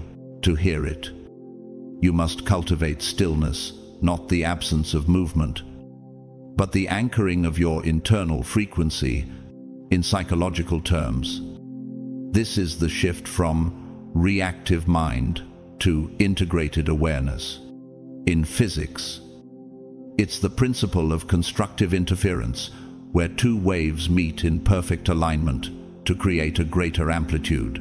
When your inner state resonates with divine guidance, the signal becomes impossible to miss. That's why in creator mode, your task is not to manufacture control, but to tune yourself like an instrument until you vibrate in harmony with the voice calling you forward. History gives us models of this. The renowned cellist Pablo Casals, who performed well into his 90s, once said, "The most important thing in music is not the notes, but the silence between them." His mastery came not only from playing, but from listening, knowing that the pauses held as much power as the sound. The same is true in creator mode. The pauses, the moments of intentional quiet, are where the clearest instructions arrive. And yet, these pauses are not empty, they are pregnant with direction. In those suspended moments, heaven aligns resources, people, and timing in ways you cannot see. It is like the still air before the break of dawn, when the earth seems to hold its breath because it knows light is on the way. It is like the hush that falls over an arena before the final decisive move, when every spectator leans forward in anticipation. This is where trust is forged, not in the flurry of activity, but in the charged silence before the breakthrough. And when that moment arrives, it will not be a polite nudge, it will be the unmistakable pull to step out, act, and build what only you were born to build.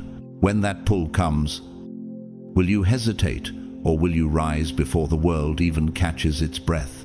So the real question is, will you keep rushing through the corridors of your life?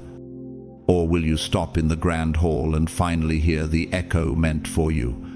Isaiah 30:15 declares, "In repentance and rest is your salvation. In quietness and trust is your strength." The blueprint is here. The Master's voice is speaking, and the next stone in your destiny waits to be placed. Step into the stillness, hear the whisper, then rise and build. The practice of stillness is not a luxury, it is a discipline, a chosen posture that shifts the axis of your entire life. Whether it is through deliberate moments of quiet reflection, slow and mindful breathing, or simply setting aside time each day to be fully present, you are not merely resting, you are building an inner sanctuary. Psalm 46:10 calls to us, "Be still and know that I am God." In that stillness, the noise of the world fades, and the voice that has been speaking since before you were born becomes unmistakably clear. When you truly quiet the mind, you open a space where the eternal can speak into the temporal. You begin to notice the patterns you once overlooked, the alignment of events, the unexpected meeting, the phrase you needed to hear at just the right time. Are these really coincidences? Or could they be the threads of a tapestry too vast for your eyes to see in full? The truth is, these signs are always there. But they require more than observation, they require trust. And trust is where many falter. People receive these nudges, but dismiss them as random. They question their own intuition, treat their inner knowing as an unreliable witness. But James 1-6 warns, "When you ask, you must believe and not doubt, because the one who doubts is like a wave of the sea, blown and tossed by the wind." In creator mode, doubt is the saboteur at the gate. You cannot entertain it if you wish to move forward. This higher guidance will often defy logic, not because it is irrational, but because it sees from a vantage point beyond your own. Great leaders have known this.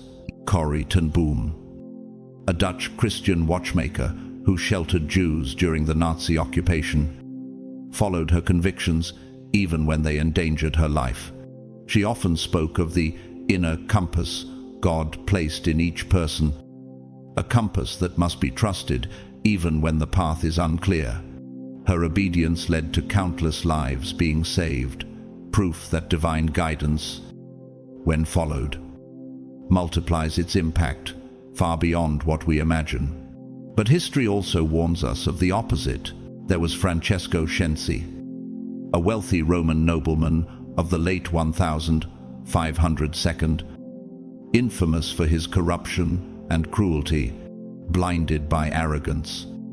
He ignored every warning both from law and conscience, believing his power untouchable. His refusal to listen led not only to his violent downfall, but to the destruction of his own family's legacy. This is the end for those who scorn guidance. They may build quickly, but their foundations crumble in silence before the collapse becomes visible. So how do you discern the voice worth following? It comes down to more than hearing, it comes down to feeling. True guidance resonates in the soul like a bell whose tone lingers in the air long after it is struck. John de Smith. Div de Smith septinia suresus. My sheep listen to my voice. I know them, and they follow me. When the message comes from that higher place, it will carry both a weight and a peace that coexists. And even if it defies human reasoning, something within you will know it is right. The real question is, will you ignore that resonance because it doesn't fit your plan? Or will you step forward in faith, trusting the one who sees the full design? Proverbs 3-5-6 urges, trust in the Lord with all your heart and lean not on your own understanding. In all your ways submit to him, and he will make your paths straight. The next turn in your story may not be marked by a loud command, but by a whisper you almost miss.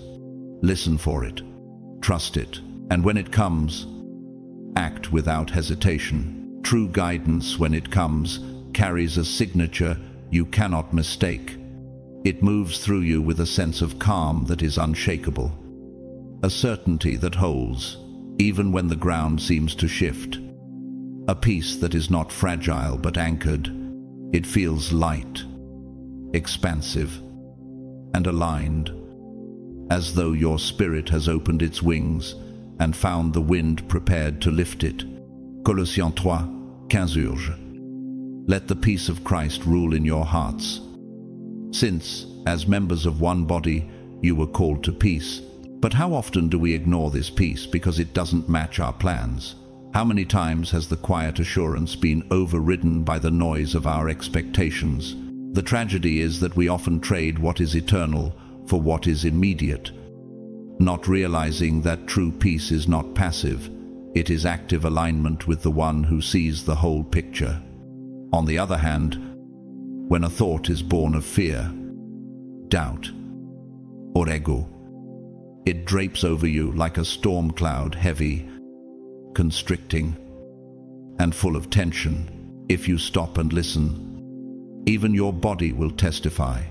Your chest will feel tighter, your breath shorter, your shoulders heavier. You are a living instrument, and your body is one of the Creator's most precise tools for discernment. John 14:27 confirms this truth. Peace I leave with you, my peace I give you. Do not let your hearts be troubled, and do not be afraid. And yet, how often do we silence this inner signal because the world around us moves too fast? Our culture praises constant noise and endless motion, but heaven's direction is found in moments of deliberate stillness. The more you learn to honor that stillness, the sharper your discernment becomes. Here's where the path narrows. Sometimes genuine guidance will not feel comfortable. It will not invite you to stay within the garden walls. It will ask you to step into the wilderness. It will nudge you toward the edge of the branch, the way a fledgling is pushed by the wind into its first flight. Deuteronomy 31:6 tells us, "Be strong and courageous, for the Lord your God goes with you. He will never leave you nor forsake you." If that is true, Then why do so many of us turn back when the ground feels unfamiliar? Could it be that the fear we interpret as danger is actually the signal we've reached the threshold of transformation? Fear, in creator mode, becomes the compass that points you toward the exact door you were meant to open. And the more resistance you feel, the more significant the breakthrough often is on the other side. The natural world knows this truth well. The pearl is born from irritation inside the oyster. The river carves the canyon through centuries of relentless pressure. The seed must split before the tree can rise. What if the very tension you're resisting is the force designed to unlock your hidden treasure? James 1-3-4 says, "The testing of your faith produces perseverance. Let perseverance finish its work, so that you may be mature and complete, not lacking anything." Nature never panics in the process. It trusts the timing written into its design. So why do we fight against the seasons meant to shape us? Could it be that your current struggle is not an interruption, but the womb of your future victory? In the 2003 French-Italian film Saints and Soldiers, a small group of men must cross enemy territory with limited resources and constant danger. Each step defies logic. Yet each act of courage becomes the bridge to survival. Doesn't creator mode work the same way? It doesn't promise a safe path, it promises the right one. And if the one guiding you can see the full map, why should you fear the next turn? Even if it's hidden from your sight, the most dangerous thing you can do is mistake the absence of comfort for the absence of God. Sometimes, His greatest works begin on roads that feel the most uncertain. And here's the deeper layer. When you follow guidance into the unknown, you enter the intersection of heaven's timing and earth's readiness. It is like the eagle poised on the cliff's edge. Muscles coiled, wind felt, but not yet caught. It is the final swell of a symphony before the chord resolves a pause so full of anticipation that you can almost hear eternity holding its breath. Isaiah 41-13 reassures, "For I am the Lord your God who takes hold of your right hand. Do not fear, I will help you." Could it be that this very pause is the sign that your moment is here? And when that moment comes, will you have the courage to step into it? Remember, opportunity rarely announces itself with trumpets.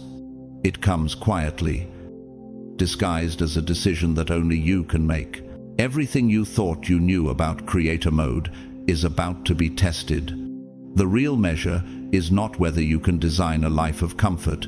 It is whether you can build a life that resonates at the frequency of your highest potential. Ephesians 2:10 says, "For we are God's handiwork, created in Christ Jesus to do good works, which God prepared in advance for us to do." This is not about arranging pretty rooms in a crumbling house. It is about tearing down what cannot hold the weight of your destiny and constructing something in alignment with heaven's blueprint. Sometimes that means walking paths no one else can see and enduring the silence of being misunderstood. But can you trust that unseen scaffolding is rising beneath your feet, even when the ground looks incomplete? This is the test that separates dreamers from builders, because anyone can imagine, but only those who endure the unknown can bring the invisible into reality. Here is the beauty when you begin to follow divine guidance, when you start trusting the silent forces that have been tracking your steps since before you were born. Life shifts from linear to symphonic. Synchronicities no longer surprise you. They become the expected rhythm. Proverbs 16:9 reminds us, "In their hearts, humans plan their course, but the Lord establishes their steps." Walls turn into doorways. Closed gates swing open without you forcing them. And opportunities seem to emerge from the mist like structures revealed at sunrise. Have you ever wondered if these coincidences are actually the fingerprints of God arranging your way forward? Each one is a note in the grand score of your life. placed in perfect timing so that when played together, they form a melody only you were born to carry. The more you trust, the more the universe responds. It is less like waiting for a train to arrive and more like a dance, an active, breathing exchange. You take a step, the universe matches it. You adjust your posture. Heaven shifts the floor beneath you, in creator mode. This is not passive attraction, it is architectural collaboration. Your faith is the foundation slab, your obedience is the steel reinforcement, your daily actions are the load, bearing walls. And like the resonance that strengthens a bridge when its frequency matches the wind's rhythm, your life becomes structurally sound when your actions match the frequency of divine instruction. Hebrews 11:6 affirms, "Without faith it is impossible to please God. He rewards those who earnestly seek Him." This is why hesitation weakens the frame, but consistent movement fortifies it until it can hold the weight of all you've been promised. In our modern world, some have embodied this principle. The late architect Zaha Hadid, celebrated for her futuristic designs, once said, "There are 360 degrees, so why stick to one?" She refused to be confined by conventional lines, and in doing so, reshaped the skylines of entire cities in creator mode. This same refusal to be bound by visible limits is what opens the invisible ones. It is not rebellion for rebellion's sake. It is alignment with a vision others cannot yet see. Like Hadid, you may have to endure the years when your designs are misunderstood, even mocked. Before the day comes when the world can finally step into what you built, are you willing to keep building during the seasons when applause is absent? But remember, this is not a spectator sport. You are not sitting on the sidelines, hoping the play goes in your favor.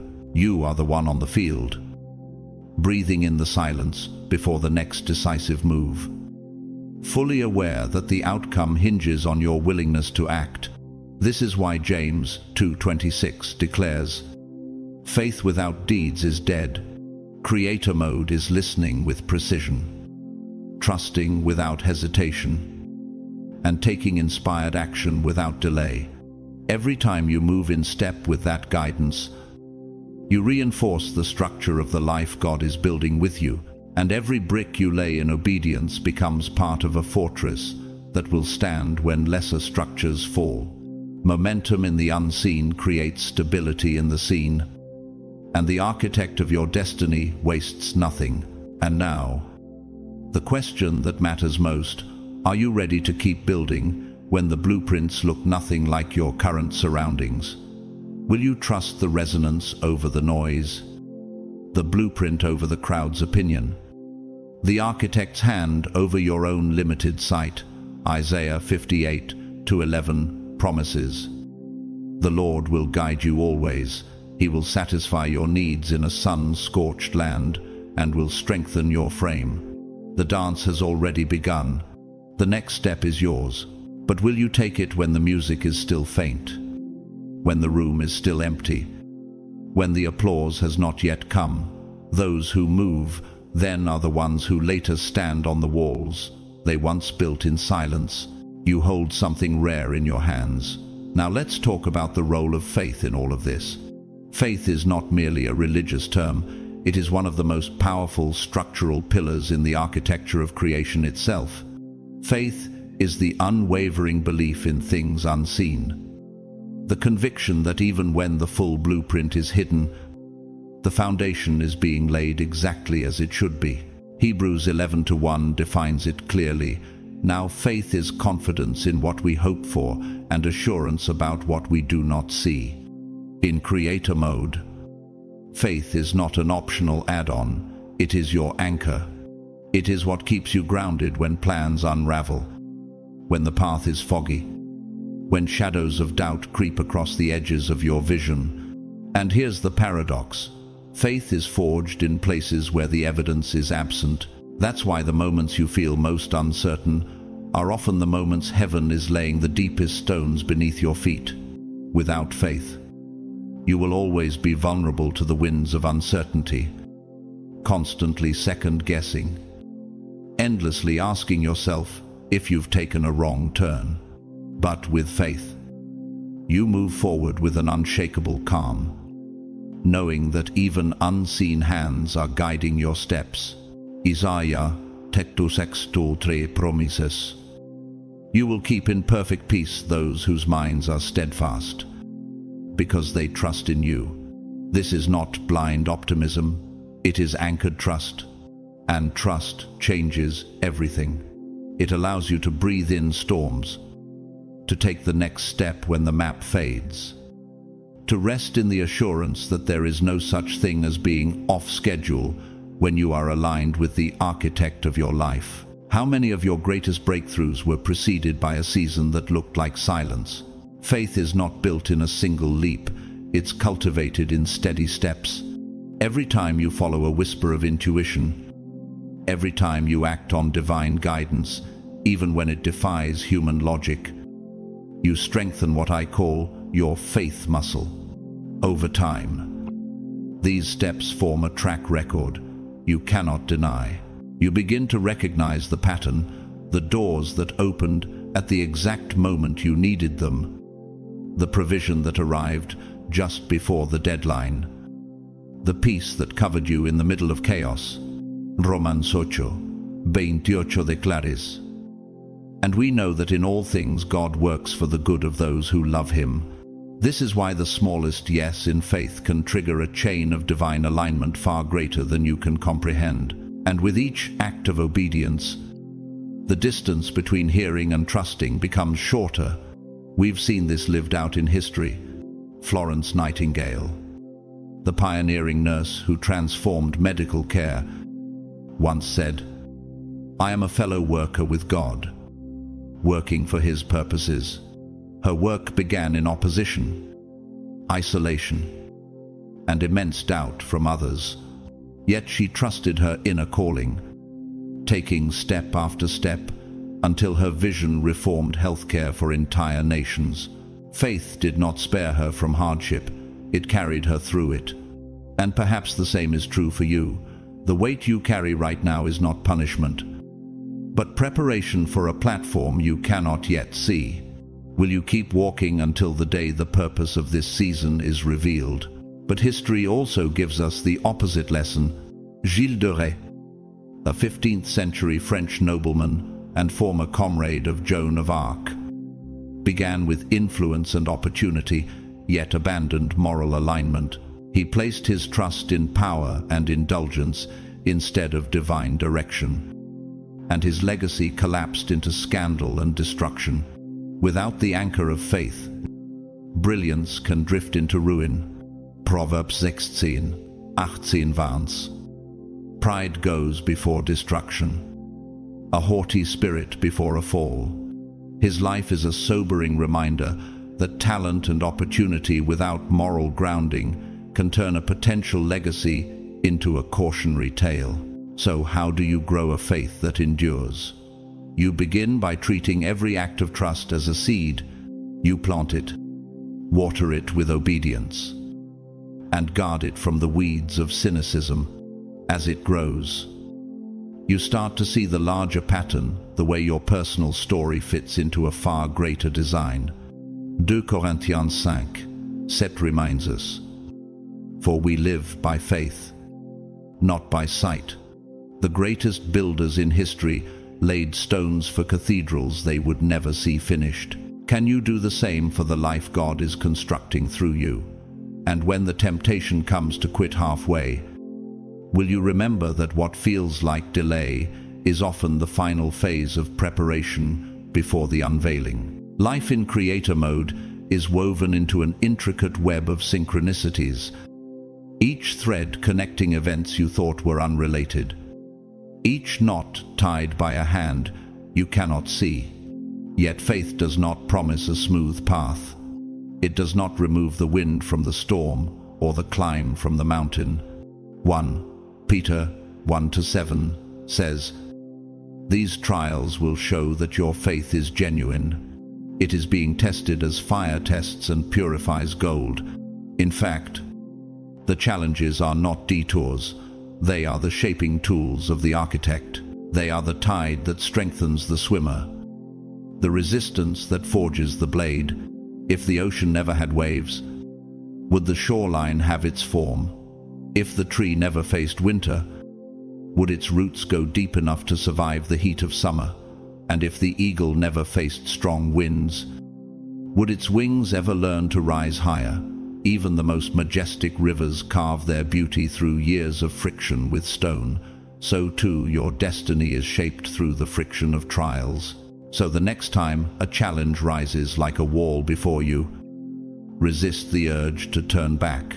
Instead, pause and ask, what is this obstacle here to teach me? Could it be the hidden gate to a part of myself I have not yet discovered? How can this moment refine my strength, sharpen my wisdom, and align me closer to the person God designed me to be? James 1:12 promises, "Blessed is the one who perseveres under trial, because, having stood the test, that person will receive the crown of life." Creator mode reframes struggle. It is not evidence you are off course. It is confirmation you are advancing into new territory. And just like a sculptor sees art within the raw marble, God sees the masterpiece in you even before the first strike of the chisel. The pain of shaping is temporary, but the beauty it reveals is eternal. Now that you've entered creator mode and learned to connect with the silent forces guiding you, the next step is mastering the art of manifestation. But manifestation is not a shallow game of wishing on stars. It is not simply thinking good thoughts and waiting for the wind to carry them. It is a discipline, a science of the spirit, a deliberate act of creation in alignment with the one who spoke the universe into being.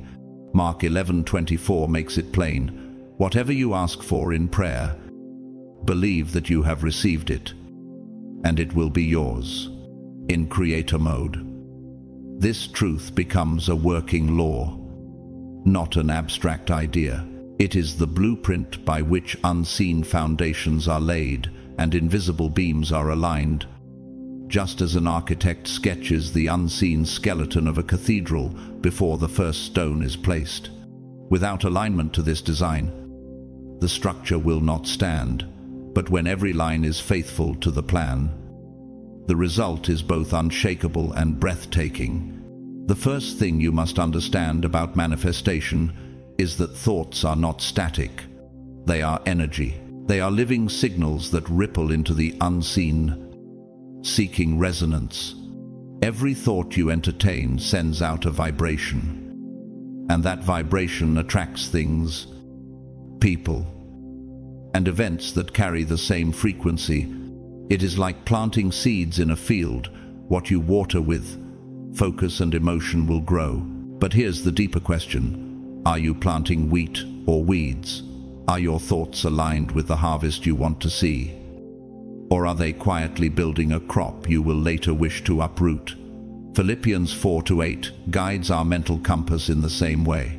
Whatever is true, whatever is noble, whatever is right, whatever is pure, whatever is lovely, whatever is admirable, think about such things. And just as a compass always points north regardless of the storms, your mind, if trained, will always point you toward divine alignment. Even when visibility is low, nature mirrors this law perfectly. When a sunflower turns its face toward the sun, it doesn't do so out of luck. It is following an internal design that aligns it with the very source of its growth. When migrating birds cross continents, they are not guessing the direction. They are guided by an internal compass that never fails them.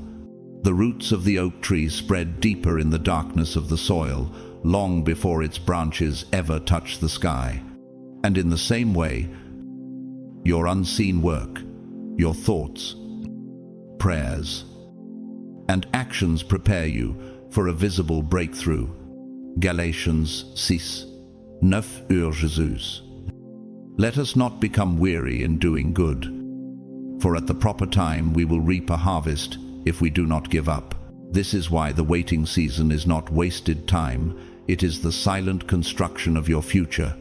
And as in life, so in art. In the 1989 French-Italian film Jean de Florette, a man's relentless vision to cultivate barren land is tested by drought, sabotage, and skepticism. His belief, his planning, and his unwavering effort shape the land, sometimes in ways he cannot yet see. Manifestation works the same. The droughts, the delays, even the resistance are part of the process that ensures what you build will last. The soil is not rejecting the seed, it is preparing it. The Creator's timing is as precise as the seasons. Nothing blooms before its appointed hour, yet nothing can stop the bloom when the season has come. So I ask you, are you willing to tend the field of your mind with the same devotion as a master gardener tends the land? Will you remove the weeds of doubt as faithfully as you water the seeds of vision? Will you stay when others leave, trust when others fear, and keep building when others stop? Creator mode will not hand you fruit overnight. But if you persist, the harvest will not just feed you, it will feed generations. And when that day comes, you will stand under the branches of what you have grown, knowing that every storm, every drought, and every long night was worth it.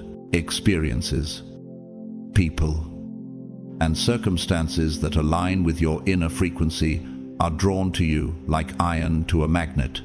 This is the foundational mechanism behind the law of attraction. But here lies the great misunderstanding. Most imagine it as a simple formula.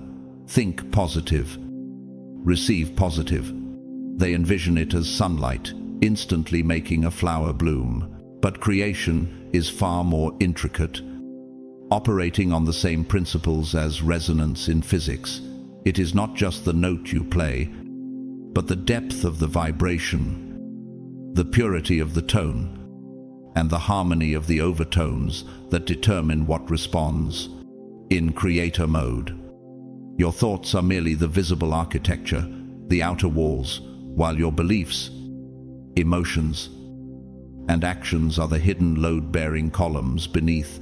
If the columns are cracked with fear or warped by doubt, the entire structure will tremble no matter how beautiful its facade appears. Hebrews 11:1 says, "Now faith is confidence in what we hope for and assurance about what we do not see."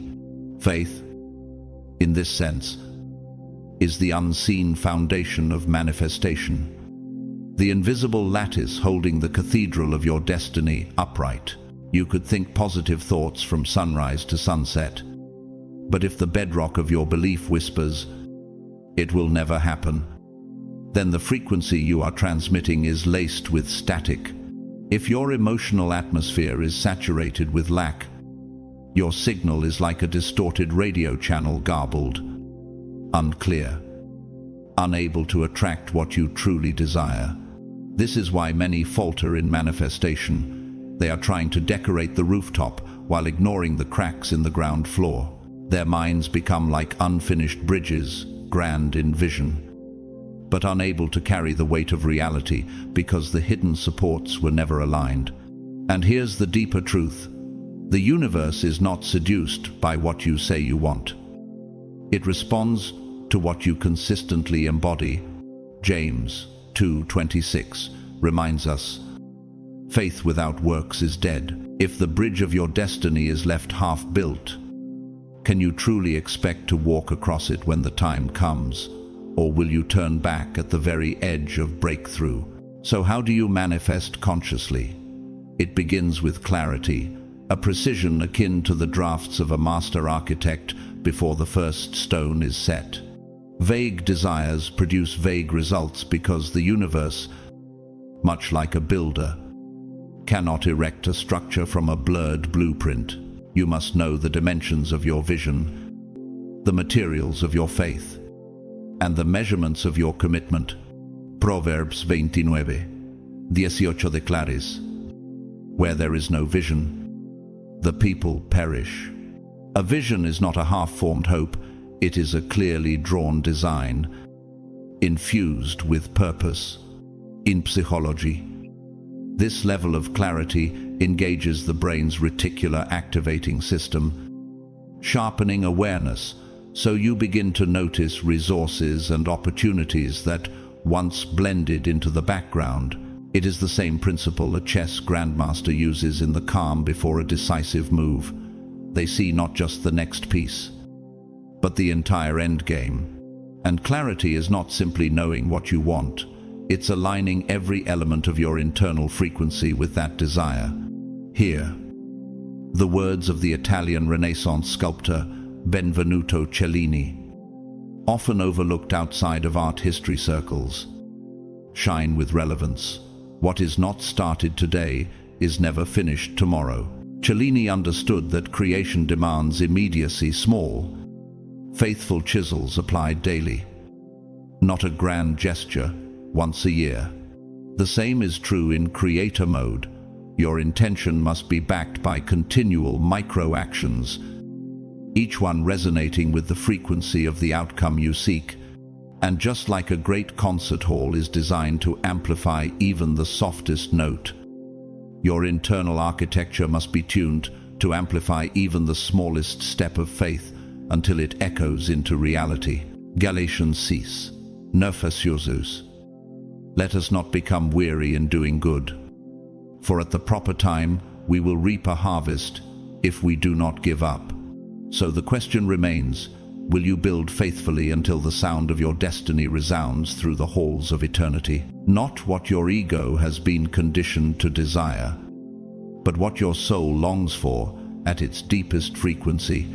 Get radically clear on that. Strip away the layers of social expectation, the noise of comparison, and the borrowed dreams of others, until only the raw, unfiltered desire remain.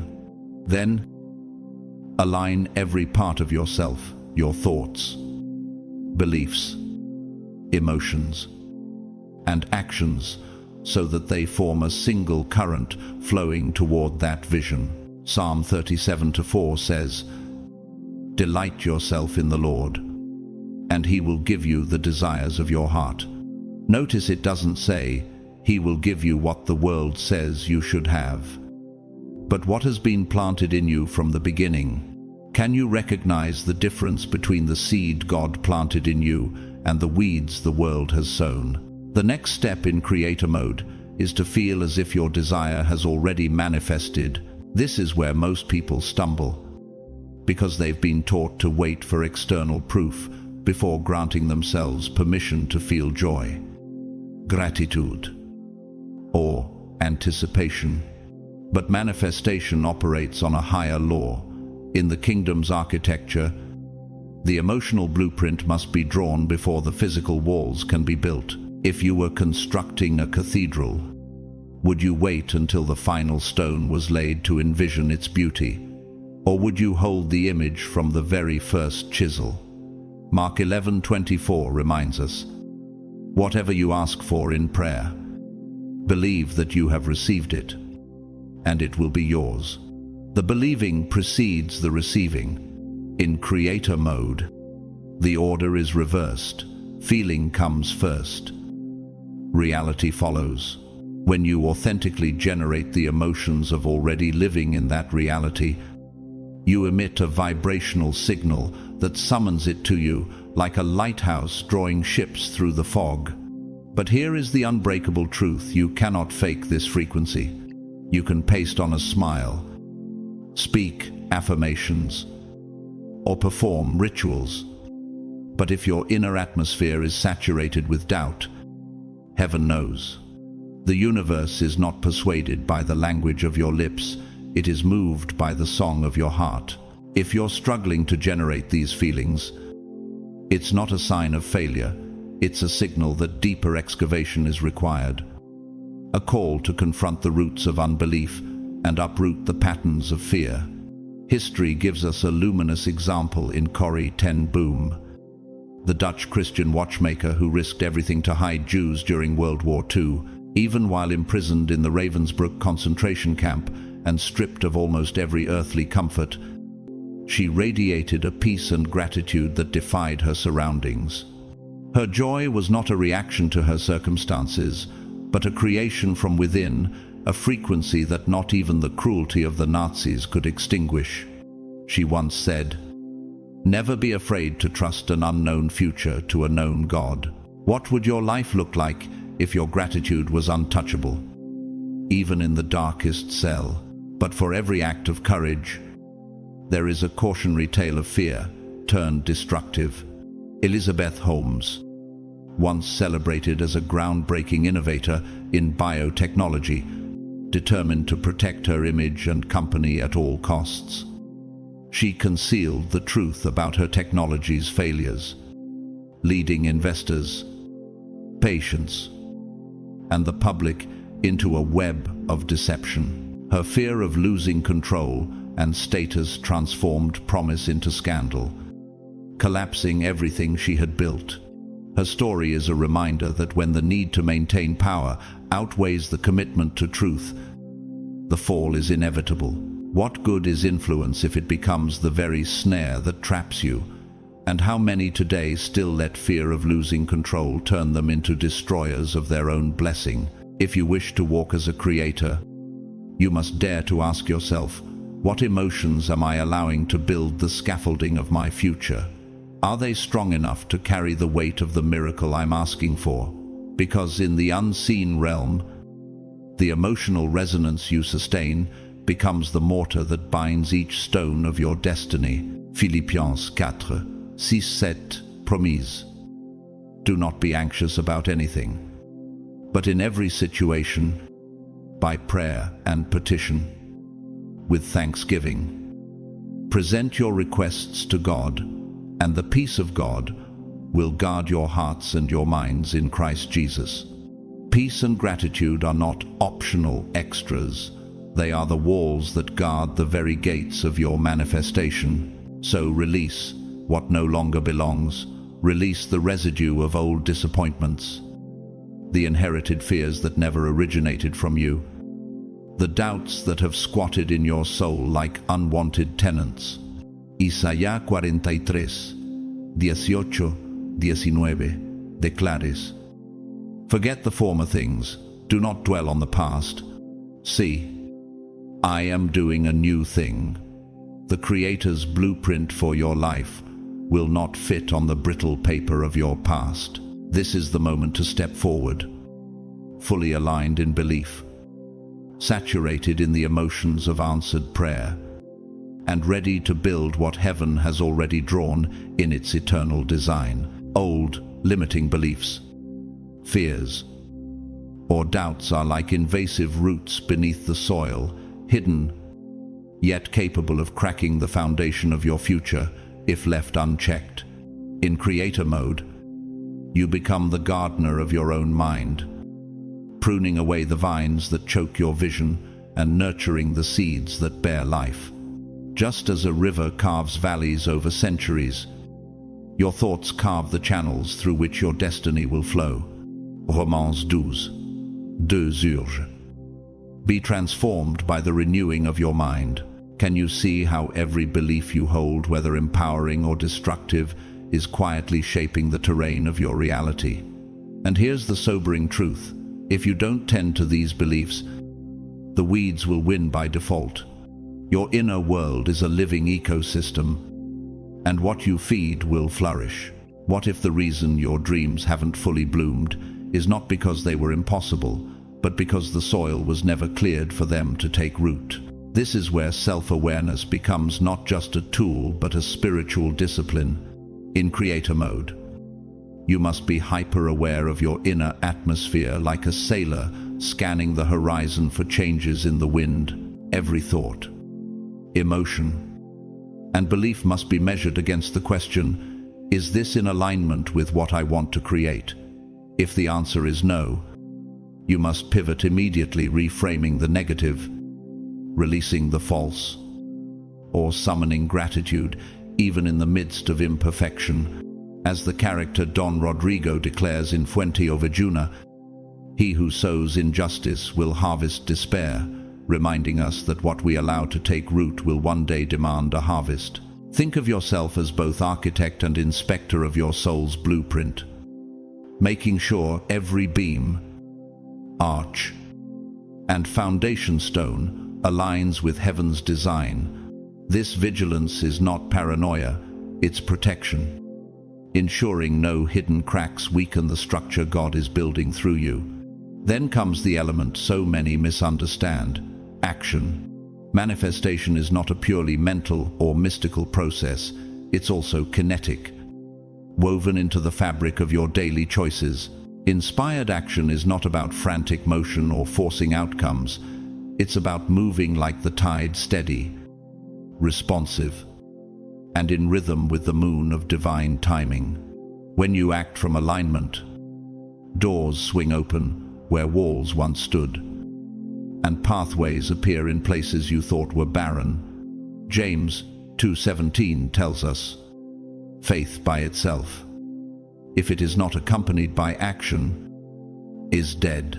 If even the smallest seed must break open to grow, what movement are you willing to make to prove your faith is alive? Each step you take, no matter how small, sends a signal to the unseen realm that you are serious about stewarding what you've asked for. And often, that small step becomes the very hinge upon which a massive breakthrough swings. And here's the sacred paradox in creator mode. You understand that while action is essential, urgency is not. Everything unfolds according to divine orchestration, like a symphony where each note enters at its appointed time. You don't need to pound on heaven's door, you simply need to stay in harmony, tuning yourself to the frequency of your vision until the next cue arrives. Have you noticed how an eagle never rushes its flight, but rides the thermal currents until the wind itself carries it higher? Ecclesiastes 3:11 assures us, "He has made everything beautiful in its time." Patience in creator mode is not passive waiting, it's active readiness. Like a watchman on the wall who knows the exact moment to sound the trumpet, the stillness between your steps is as holy as the movement itself. For it is in those pauses that God often whispers the next instruction. So I'll leave you with this. What are you ready to create? Not someday, but now. What masterpiece has God been sketching in the hidden chambers of your heart? Waiting for you to pick up the brush, the universe is leaning in, listening not to your wishful thinking, but to your decided conviction. Creation awaits your command. And when you finally step forward with that unwavering yes, heaven itself will conspire to meet you in the middle. The brush will meet the canvas, the stone will meet the chisel, and the vision that once felt like a distant dream will stand before you in full, living color. You've reached this moment not by accident, but by divine appointment. Everything you've heard today was never meant for the crowd. It was meant for the few who are willing to listen, to act, and to rise. If your spirit has been stirred, if your heart is burning within you, then you already know this message was a mirror to your destiny. For many are called, but few are chosen. Matthew 22:14. But now the choice is in your hands. Will you leave this moment unchanged, letting the noise of the world drown out what heaven just whispered to you? Or will you step forward, align your life with the call on your name, and walk the narrow road the masses fear to tread? The difference between the called and the chosen is obedience. Obedience in the face of uncertainty, faith in the face of fear. If this word has spoken to you, don't let it fade into memory. Take a step right now. Like, share, and comment 777 as your public declaration that you are ready for heaven's next assignment. Subscribe so you don't miss the next message that could shift the course of your life. And to those who have supported through super thanks or simply by watching with an open heart, know this: I see you, I honor you, and I thank you deeply. Whether you've given much or given only your time, your presence here is a seed sown into eternity. I bless you with wisdom to discern the right path, courage to take the next step, and the strength to endure until the promise is fulfilled. May doors swing wide before you. May the right people cross your path. And may every chain that held you back be shattered in the name of Jesus. Your future is not just approaching, it's calling. And now, chosen one, it's time to answer. Have you sensed that something is about to shift in your daughter's life, but you can't explain why? A whisper in your spirit, a weight in your chest, knowing that tomorrow is not just another day, but the beginning of something divine. Chosen one. This message concerns your daughter, and everything changes tomorrow, not by chance, not by coincidence, but by divine decree. There is something sacred moving around her right now, a heavenly orchestration set in motion long before she took her first breath. And because she is tied to you by calling, by covenant, and by the hidden sacrifices you've carried, the change coming to her will not pass you by. It will elevate both of you. This isn't about fear. It's about revelation. It's not about loss. It's about inheritance. Something is being released in the unseen, and your daughter is at the center of it. This is a sacred announcement, a holy reminder that you were chosen to carry her, and she was chosen to carry something forward.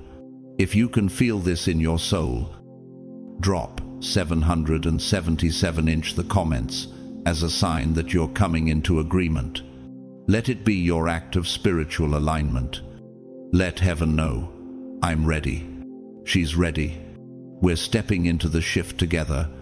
And to all of you who have faithfully supported this space through super thanks, thank you.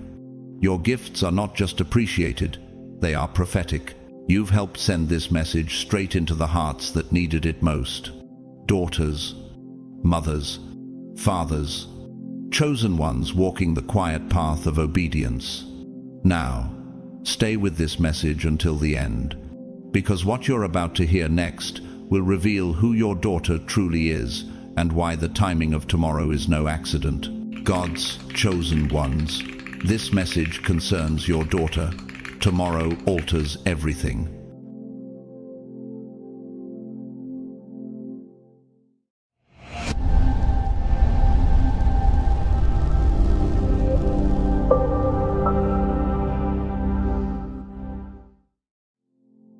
Have you ever wondered why your daughter never quite fit into the boxes the world tried to place her in? Why does she cry at things others dismissed? Why does her silence sometimes hold more power than the noise around her? Chosen one. This is not a coincidence. This is code written into her soul from eternity. She was not born at a random time. Her arrival was not an accident of biology or timing. It was an architectural choice of heaven. A Salm 139, 16 declares, all the days ordained for her were written in your book before one of them came to be. Her birth was marked by divine geometry, placed precisely into the timeline through the vessel of your obedience. You were not merely the one who raised her. You were the portal through which destiny entered history. And maybe you couldn't name it, but you felt it in the quiet way.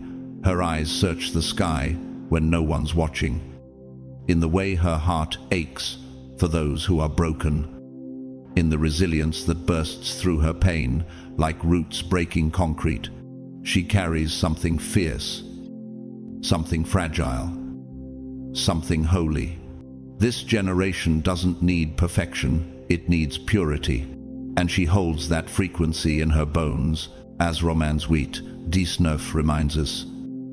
For the creation waits in eager expectation for the children of God to be revealed. She is one of them. Yet the world, limited by its own broken lenses, has likely misunderstood her. Teachers may have called her too much. Friends may have labeled her too sensitive. Some may have turned away because her presence illuminated what they were trying to hide. But this is the price of being tuned to frequencies most people can't hear, like a violin vibrating in a room where only silence is expected. She resonates with heaven's whispers. The natural world reveals this mystery. Did you know that elephants can communicate across miles using frequencies below human hearing, a language of thunder hidden beneath stillness? Your daughter, like them, speaks a language many cannot perceive. Yet heaven responds with clarity. She is not broken, she is attuned. There is a recalibration happening within her, a sacred download, a rewiring of spiritual identity, the kind of spiritual phenomenon neurologists can't measure and sociologists can't explain, but the soul feels it. Her purpose is being coded into her daily thoughts, her instincts, her dreams. The same way tectonic plates shift quietly beneath the earth before mountains rise.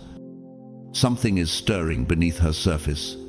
Isaiah 43:19 says, "See, I am doing a new thing. Now it springs up. Do you not perceive it?" And here's what changes everything. You are not on the sidelines of this transformation. You are a divine bridge. You are not just a parent, you are her intercessor, her foundation, the sacred scaffolding that allowed this structure of legacy to rise like a cathedral hidden for years under renovation cloths. Your daughter's spirit is about to be unveiled, and every brick was held in place by your unseen labor. Have you ever stopped to wonder how many times your prayers intercepted danger? How many nights your quiet tears rewrote chapters the enemy planned for her life? Do you understand how sacred your faithfulness has been? Galatians 6:9 reminds you, "Let us not grow weary in doing good, for at the proper time we will reap a harvest if we do not give up." Me, real-life theologian and mystic Saint Teresa of Avila once said, "To have courage for whatever comes in life, everything lies in that." And you, chosen one, have shown that courage in secret. You held the line when others left. You believed when results were invisible. But contrast that with Thomas Andrews, the chief designer of the Titanic, a man who ignored critical engineering warnings for the sake of grandeur. He designed something magnificent, but chose not to listen to higher wisdom, and the cost was tragic. You, unlike him, have built your daughter's life with obedience, not ego, with prayer, not pride, and the fruit will not sink, it will rise. There's a story of a girl named Yara. She was born in a village where no one spoke of purpose. Her mother, a seamstress, often sat in silence after work, eyes lifted in prayer. Yara was different, she cried when animals were hurt, and dreamed of bridges where no rivers flowed. People mocked her, but one day, as if overnight, her drawings of these unseen bridges became reality. A global architecture firm accidentally discovered her portfolio online. She went from silence to significance. In your own life, have you ever experienced an accidental discovery or breakthrough that felt like divine alignment rather than pure chance?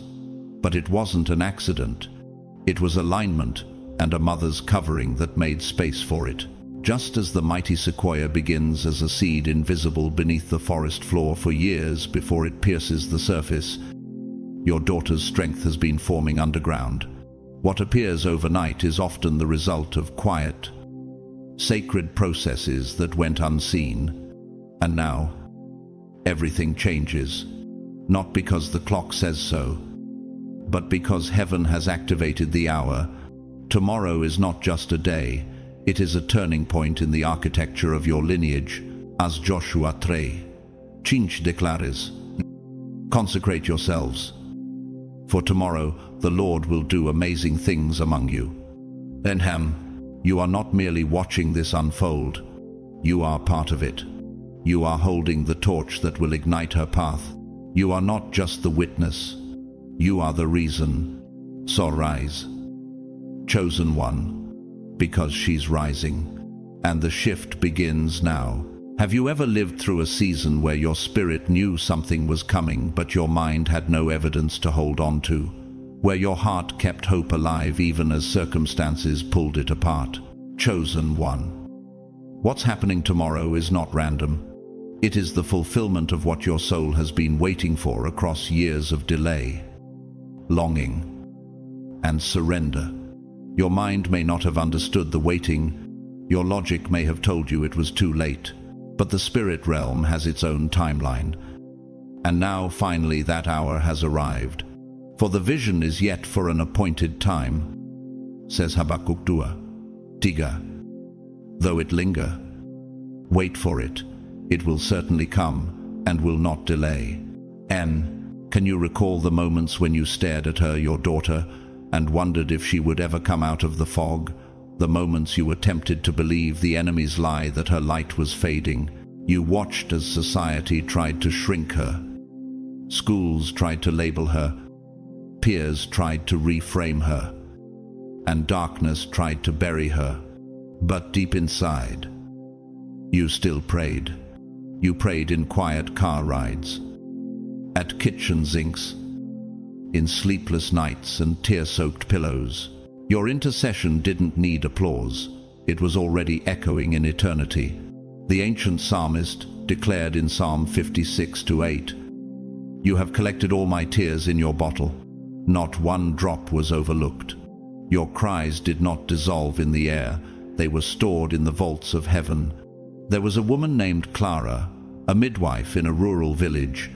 She delivered hundreds of children, but her own daughter, Ava, struggled deeply, isolated, unheard, and misunderstood. At one point, Ava ran away and vanished for 3 weeks. Clara told no one, but each night she knelt at the foot of her empty bed, praying specific scriptures aloud into the void. 3 weeks later, Ava returned, eyes open, heart soft, and for the first time said, "I felt like someone was calling me back." That voice wasn't random. It was a legacy in motion. But there are those who choose differently. Jack Kevorkian, a controversial pathologist known as Dr. Death, advocated for assisted suicide and became a symbol of hopeless intervention. Unlike Clara, he bypassed the slow work of prayer and endurance, seeking quick outcomes through terminal means. His legacy was not one of restoration, but of escape, and history remembers him more for despair than for healing. This is the difference between waiting on divine timing and trying to control what only God can touch.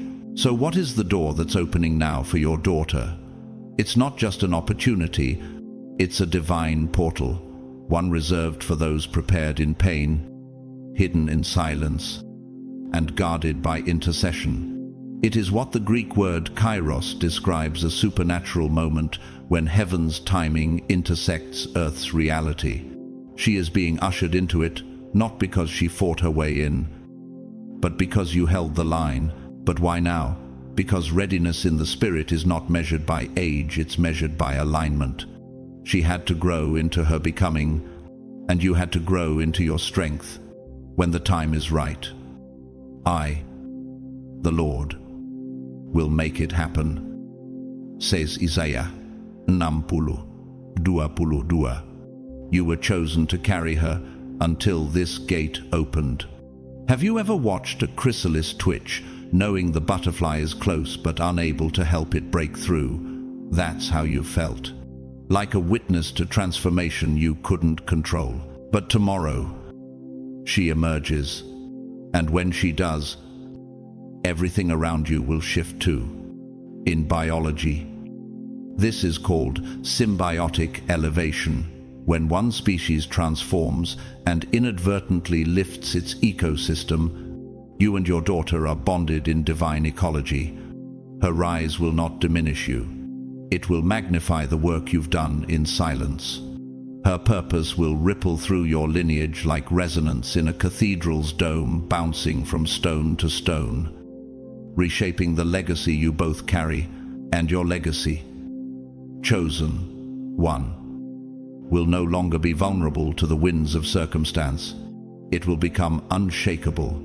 The Hebrew word for this is emunah, not just belief, but steadfast faithfulness. As 1 Corinthians 15:58 reminds you, your labor in the Lord is not in vain. So, what if the delay was never a punishment, but preparation? What if every unanswered question, every aching night, every silent year was the architecture behind the holy door she's about to step through? And what if your entire bloodline is about to remember who they are because you remembered who she was? Get ready, because she's not just walking through that door alone, you're walking through with her. Have you ever paused to wonder, what if her transformation isn't just about her, but about every daughter after her? What if the change that's awakening in her now is not a flicker, but a generational flame meant to set lineage after lineage ablaze? Chosen one. This is not about a moment. It is about momentum. The kind of spiritual current that rewrites bloodlines. What's unfolding is not isolated. It's architectural, an alignment of ancestry and future, laid upon the foundation of your obedience. The righteous who walks in his integrity, blessed are his children after him, says Proverbs 20:7. You are standing at the threshold of generational healing. Everything that comes next starts with something the world rarely values: your decision to trust the unseen. That quiet but radical act of obedience. You chose faith when logic demanded control. You said yes to what had no evidence. That yes became a bridge between heaven's blueprint and your daughter's becoming. There will be signs, and not the kind that shout subtle things at first. She'll speak with a clarity that surprises you. She'll ask questions that pierce straight through pretense. There will be a boldness in her tone. Not defiant, but deliberate, like someone remembering a language she was once fluent in, but had forgotten. That boldness, it's not rebellion. It's a reclamation. It is her soul echoing what Jeremiah 1:5 declared long ago. Before I formed you in the womb, I knew you. Before you were born, I set you apart. She's remembering. You may have seen children push back with noise, but she's pushing forward with clarity. This is not the fire of ego. This is the fire of remembrance. Take the case of Dr. W. Edith Eger, a psychologist, author, and Holocaust survivor. As a teen, she danced for Josef Mengele in Auschwitz to survive. Years later, she became a global voice for healing trauma. Her boldness, forged in horror, was not rebellion. It was holy, memory awakening. She used her pain as a prophecy, and so will your daughter. But not everyone chooses that path. Take Elizabeth Holmes, the disgraced founder of Theranos, once hailed as a revolutionary in biotech. She ignored signs. She distorted the truth. Her rebellion wasn't rooted in truth, but ambition. And the cost was generational trust. Your daughter is walking a different path, one where revelation guides, not manipulation. Nature confirms this. The African baobab tree can store over 30,000 gallons of water in its trunk, waiting for the right moment to release it. It doesn't panic in drought. It knows what's inside. Your daughter has been storing something too: dreams, purpose, inner authority, and now that reserve is being released. Have you noticed her start to say things you never taught her, but feel like they came from your own soul? Have you watched her eyes sharpen? Her words grow weight. Her presence in command rooms she once shrank in. This isn't a coincidence. It's convergence. A prophetic veil is lifting from her mind, like a pianist suddenly remembering music they haven't played in years. She's tapping into an inheritance coded in spirit. The Spirit himself testifies with our spirit that we are God's children, says Romans 8:16. She's not just awakening, she's reclaiming what the enemy tried to bury. And as her healing accelerates, her clarity deepens. The confusion once wrapped around her like fog begins to burn away in the presence of divine remembrance. Her mind stabilizes, her thoughts align, her speech finds resonance. There was a young woman named Lani. She used to stutter when she spoke about her dreams, doubting herself even when others didn't. But one day, in a quiet chapel with no lights, no audience, she began to speak aloud the promises she once wrote in a journal. From that day, her voice never trembled again, not because fear left, but because purpose took its place. She is like the northern lights, unseen in daylight, but radiant when the atmosphere shifts. And that shift is now. As her inner authority rises, so will your awe. You'll begin to see everything you prayed for taking on form. The blueprint you held in silence became structured in her speech. Así ya 60. Uno de claris.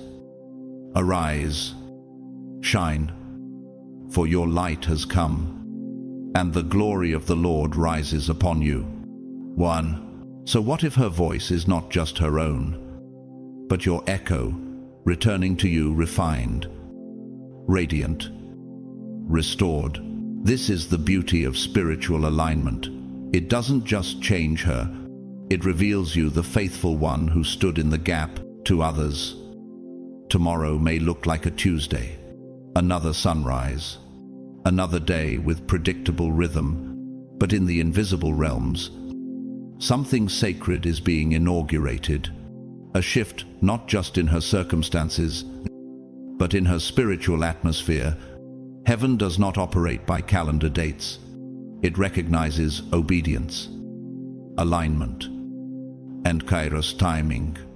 And tomorrow is one of those moments where heaven bends closer, on earth as it is in heaven.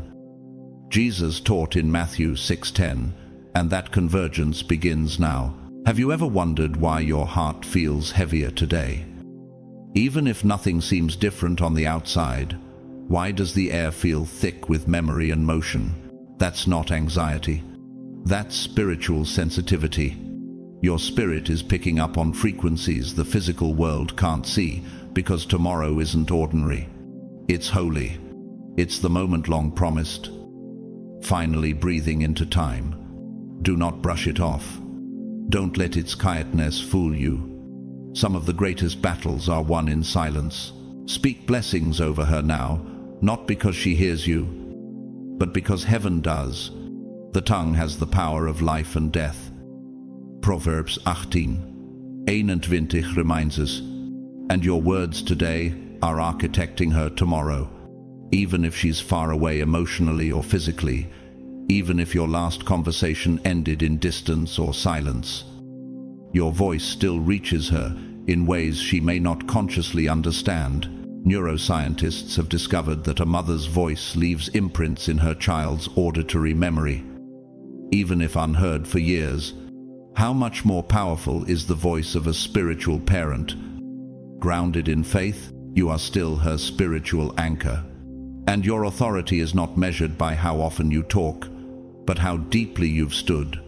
As Ephesians 6:13 declares, having done all to stand, stand firm. No, right now, you are standing in the middle of two realms, the seen and the unseen. And your agreement with God's timeline is activating motion in hers. Your obedience has become a sound wave in the spirit, unsettling anything, trying to hinder her call. Think back. Have the attacks in recent months felt personal, but strangely misaligned? Confusion that wasn't even your own? Exhaustion that didn't belong to your season? That's because the warfare wasn't aimed at your downfall. It was aimed at her destiny. The enemy didn't need to destroy you, just distract you, but he underestimated your resilience. Jim Caviezel, the actor who portrayed Jesus in The Passion of the Christ, during filming, he was struck by lightning, suffered a dislocated shoulder, and endured severe hypothermia. He later said, "I was called to portray Christ, and I believe the enemy didn't want that to happen." His suffering wasn't random, it was resistance before resurrection. So was yours. Now the reward is unfolding. Heaven is lifting her. You may soon see her speak with boldness that silences the critics. You may watch as the very people who doubted her assignment are forced to reckon with its undeniable evidence. By contrast, Diotrephes, mentioned briefly in 3 John 1-9, was a church leader who resisted divine authority, rejected truth-bearers, and elevated his own voice above all else. Scripture never speaks of his legacy again. Why? Because rebellion might echo for a moment, but alignment resounds for generations. Don't be surprised if tonight before tomorrow even arrives you feel deeply emotional. That trembling isn't a weakness. It's spiritual resonance. Your body is reacting to what your soul already knows. The shift is now. In the world of quantum physics, resonant frequency is what happens when an external vibration matches the natural frequency of an object, causing it to amplify and rise. Your daughter is reaching that frequency. Your prayers have become sound waves, and now her spirit is starting to vibrate with truth. The prayer of a righteous person is powerful and effective. James 5:16. There is power in your vulnerability. Don't hold back your tears. Even Jesus wept before resurrection. There is glory in this breaking, and the reward is sacred. How have you witnessed your own vulnerability become a source of strength or breakthrough in your life? Or in your daughter's? You are not just her parents, you are her spiritual protector, the gatekeeper of her generation, the unbreakable covering through which she entered this world. Not because you had credentials, but because you had heart. You were chosen as her entryway, because heaven knew you were strong enough to carry her and soft enough to keep her safe. And now, as the world begins to see her rise, you will stand beside her, not as one who explains it, but as one who made it possible. This isn't just her proving season, it's your prophetic harvest. There is more unfolding than what you can see. And what comes next will not just bless your life, it will transform it. What if your daughter's breakthrough is not simply about her journey, but about a hidden mission tied to generations before her and generations to come? What if her transformation is the catalyst for your family's resurrection? Chosen one, get ready. The spiritual architecture has already begun to shift. Your obedience was not just seen, it was recorded, echoed, and honored in the unseen. The alignment is already happening, like a constellation shifting into position after centuries in motion. You may not yet see it in the natural, but in the spirit realm, celebration has begun. The angels are not waiting for confirmation, they are responding to it. Bless the Lord, you, his angels, mighty in strength, who perform his word. Says Psalm 103, Asarim. Have you ever stood on the edge of something that felt invisible but undeniable? That's where you are now. There is movement in the atmosphere, a sacred weight pressing into your soul. That weight is not heaviness, it is glorious. And at the center of it all is your daughter. This is not poetic exaggeration. It is prophetic truth. The world may not recognize her significance yet. She may still be walking quietly through the crowd, misunderstood by peers, underestimated by culture, but heaven has never looked away. Tomorrow marks a shift because something ancient is being restored through her. A divine promise that has been kept under spiritual lock and key is now ready to open. I will restore to you the years that the swarming locust has eaten. God said through Joel 2:25, and her life is the restoration point. She is not simply your child. She is a vessel of an ancient covenant, a living scroll, a bloodline assignment wrapped in human skin. Her existence is the continuation of a spiritual legacy handed down like flame through generations, carried through labor pains, preserved in hidden prayers, protected through wars of the spirit. But like many divine carriers, she has endured brutal attacks. Life has tried to bury her, calling beneath rubble pain, shame, confusion. Like Joseph, thrown into a pit by his brothers, not because of what he did wrong, but because of what he carried. But the pit could not nullify the promise, and now that promise is rising. Have you wondered why the enemy seemed so relentless with her? Why did the battles feel disproportionate, especially during childhood? Because he saw what she would awaken. He saw the glow in her spirit before she ever could. He knew that if she remembered who she was, she would become dangerous to darkness. But what he didn't account for was you, your prayers, your intercession, your spiritual alignment. You were the firewall. You were the gravitational force that kept her orbiting toward truth, even when everything tried to pull her off course. You stood in the unseen trench, holding the line through sleepless nights, through disappointment, through silence. And heaven noticed.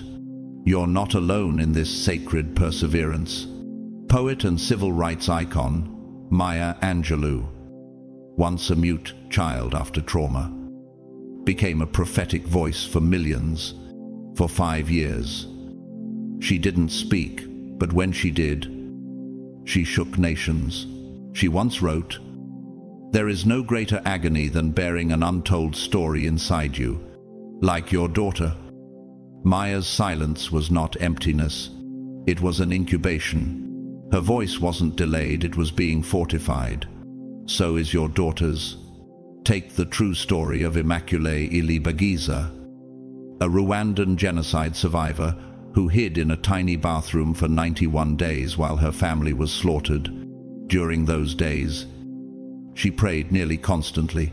When she emerged, she had not only survived, she had forgiven. And today, she teaches the world about radical healing. Her scars became her power. So will your daughters. But some choose differently. Harvey Weinstein, once a giant in entertainment, used his power to silence and violate rather than protect and empower. The world watched his kingdom crumble not because of one action, but because his legacy was built on exploitation, not purpose. The contrast is clear. One legacy releases healing, the other collapses under its own weight. And now your daughter's scars, the ones you thought were proof of her fragility, are becoming the very emblems of her authority. Those scars are sacred. They mark her not as a victim, but as a vessel. She will not live trying to erase her pain. She will walk through the fire and teach others how to rise from ashes. This is not trauma speaking, this is testimony. The sea turtle, born in sand, must crawl against gravity toward the vastness of the ocean. Most are picked off by predators, but the few who make it never return the same. They become navigators of currents, carriers of memory. Your daughter is that kind of survivor. And now, she's reaching the water. Have you seen the way her presence softens rooms, Have you noticed how people lean in when she speaks? Even when she doesn't speak loudly, that's because her voice is tuned to wake up what others forgot in themselves. She carries a frequency that calls the lost home, like a tuning fork struck in a cathedral. Her spirit is designed to bring things back into resonance. Romans 8:28 echoes over her life now, and we know that in all things God works for the good of those who love him, who have been called according to his purpose. Everything is working, everything is aligning, everything is rising. Because she's not just emerging for herself, she's emerging for you, for generations, for every silent prayer whispered in midnight hours. And you, chosen one, are not watching from afar. You are the one heaven trusted to protect the seed, and now the seed is blossoming into fire. She is not rising alone. She is rising for every woman who ever sat in silence wondering if she mattered, for every daughter who was told she was too much, for every mother who gave everything and received nothing in return, for every sister who carried unspoken grief. She is rising like a tide that pulls others upward in its current, and inside her, whether she fully realizes it yet or not, your bloodline is waking up. This is not symbolic. It's cellular. She carries your DNA in her bones, but not just biology. Your fire is in her mitochondria. Your tears are in her bloodstream. Your sacrifices are woven into her instincts. She is not merely shaped by your parenting. She is fueled by your legacy. I am reminded of your sincere faith, which first lived in your grandmother Lois and in your mother Eunice. Paul writes to Timothy, 2 Timothy 1-5. So it is with her. Generational faith is rising again. But this is more than heritage. This is history. What's unfolding is not just personal. It is prophetic infrastructure being laid across generations.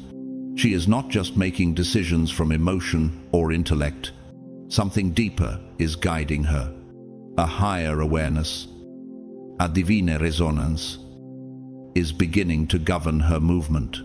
Like software that doesn't come from the outside, but awakens from within. Her spirit is being activated by the God who placed purpose in her before breath entered her lungs.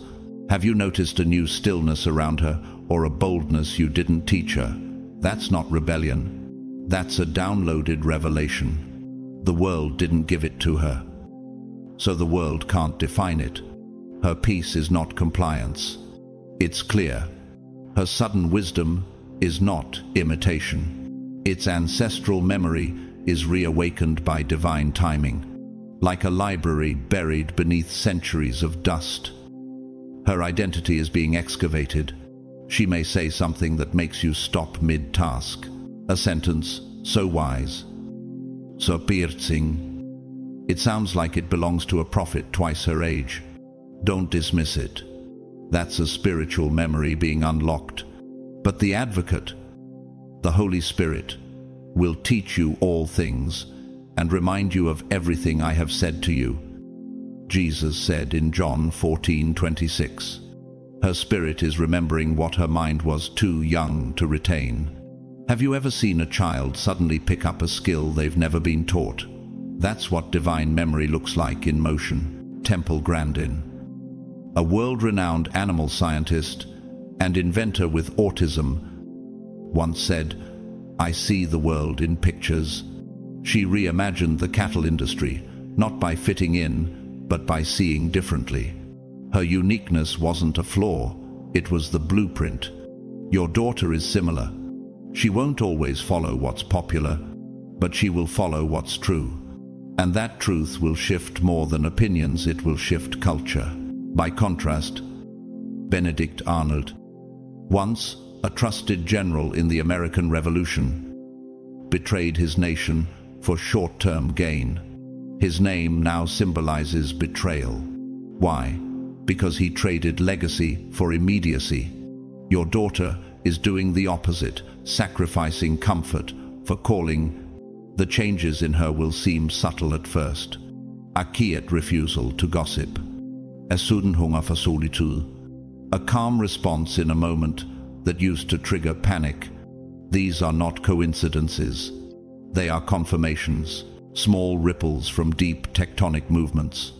And beneath them all, heaven is rejoicing. In nature, the process of metamorphosis begins silently. A caterpillar dissolves into genetic soup before forming into a butterfly. If you watched too early, you'd see nothing but stillness. But in that stillness, wings are forming. Your daughter is in that process, and she is not becoming someone new. She is remembering who she has always been. When she steps into that remembrance, the silent chains around her identity will snap like paper. The generational curse of not enough ends here. The internalized shame passed from woman to woman like a hidden inheritance will now meet its reckoning. Tomorrow marks the breaking of that invisible chain. And you are not watching from a distance. You are woven into this moment. Your obedience gave her a path. Your silence gave her space. Your love gave her breath. And though she may not always articulate it, her soul feels you. As Psalm 103:17 says, "But from everlasting to everlasting, the Lord's love is with those who fear him, and his righteousness with their children's children." In a small coastal town, there was a woman named Maricela, a single mother who worked long shifts at a laundromat. She didn't own much. She barely had time to rest.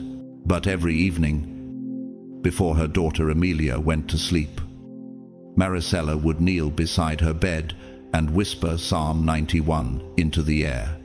Emilia didn't always understand what her mother was saying. She thought it was just a bedtime rhythm.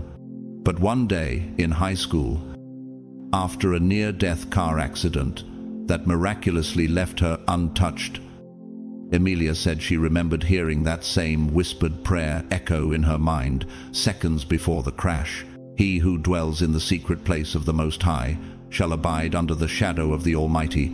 Psalm 91:1. Years later, Emilia became a nurse. But more than that, she became a source of peace in chaotic trauma rooms. The very calm her mother cultivated through nightly surrender now lived in her under pressure. Her mother's hidden consistency had become her spiritual armor. Can you recognize instances where your own quiet, consistent efforts or practices have laid the groundwork for significant moments in your children's lives? Even if they weren't immediately apparent, that is what your daughter is stepping into now. Not the success the world can measure, but the kind of quiet strength that transforms atmospheres.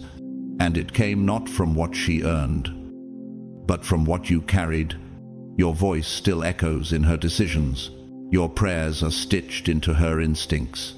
Even your worry transformed by faith has become protection.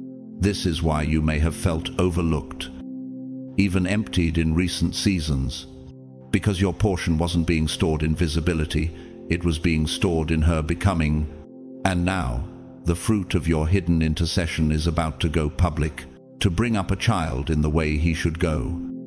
Travel that way yourself once in a while. Josh Billings. You've shown up for her in ways no one else could, not with noise, but with presence, not with perfect words, but with enduring love. You didn't always know what to say, but you stayed. You didn't always know what to pray, but you covered her in silence anyway. And though she may not have the vocabulary to name it yet, her soul knows. You were her anchor. Anchors are never seen on the surface, but without them, ship drift. And because of you, she didn't. You held her steady through storms. Others didn't even notice emotional hurricanes, identity crises, spiritual droughts. And now, something is shifting in the weather of her soul. The chaos is not gone, but she is no longer afraid of it. Why? Because her spirit has grown stronger than the waves around her. This is resilience, not born from lectures, but from legacy, from watching you persevere, from absorbing strength in the spaces where you had none left to give, yet gave anyway. There are gifts in her that haven't yet bloomed, talents she's only glimpsed, prophetic frequencies she has yet to tune into. But this next season will draw them out, not because she forces them, but because something will activate what's been dormant. Adivine unlocking. It might begin with a single conversation that redefines her, a dream that shatters what she thought was possible, an encounter that reframes her future. Be prepared. It may not look like what you pictured, but it will be exactly what heaven designed. Are you willing to support her, even when the path feels unfamiliar?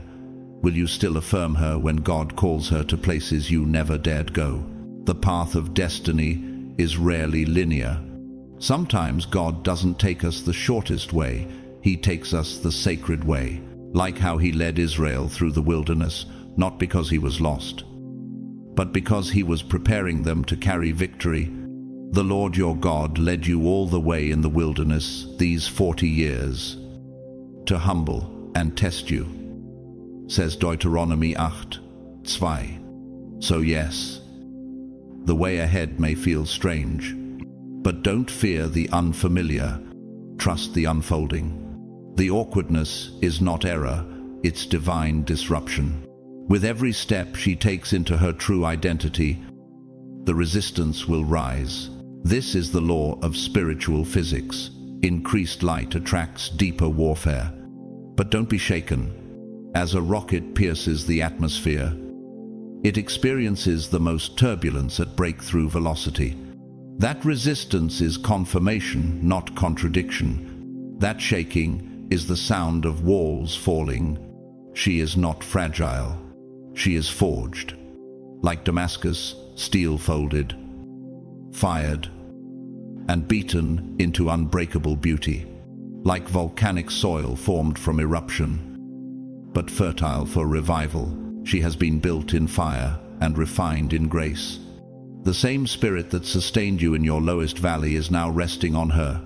The same angelic covering that hovered over your breakdown is now assigned to her breakthrough. What didn't destroy you is about to build her. As Isaiah 8:3 promises. He will give a crown of beauty for ashes, the oil of joy for mourning. There's a generational transfer happening, a divine inheritance, and it's moving fast, because everything changes tomorrow, not because the world will magically shift, but because her perception will. Her lens is being cleansed. The fog is lifting. She's stepping into her light. And as she does, something will rise in you too. You may have thought your season was winding down, but this is your activation through her ascension. This is the mirror moment. Because you didn't just raise a daughter, you raised a movement, a message, a mantle. God didn't give you a child. He gave you evidence that He trusted you with legacy. She is not your shadow. She is your torchbearer. And what you planted in secret, it's about to burst into public fruit, even if she doesn't always say it out loud. She feels you. She hears your prayers in the background of her mind, like background music that never stops playing. She senses your concern, your unseen hope, your quiet pride, just like Frederick Douglass, born into slavery, who later wrote, "It is easier to build strong children than to repair broken men." Your obedience built her strength before she knew what strength was.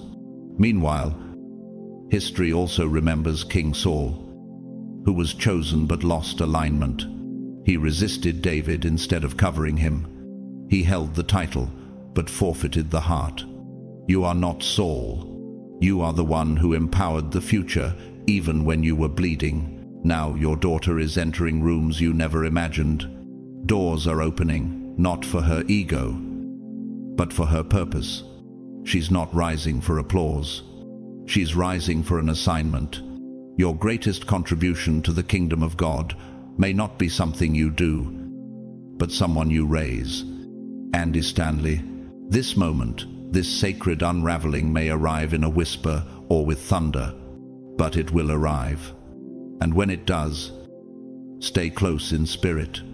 Don't try to control it. Just keep speaking life. Keep reminding her of who she is when the world tries to make her forget.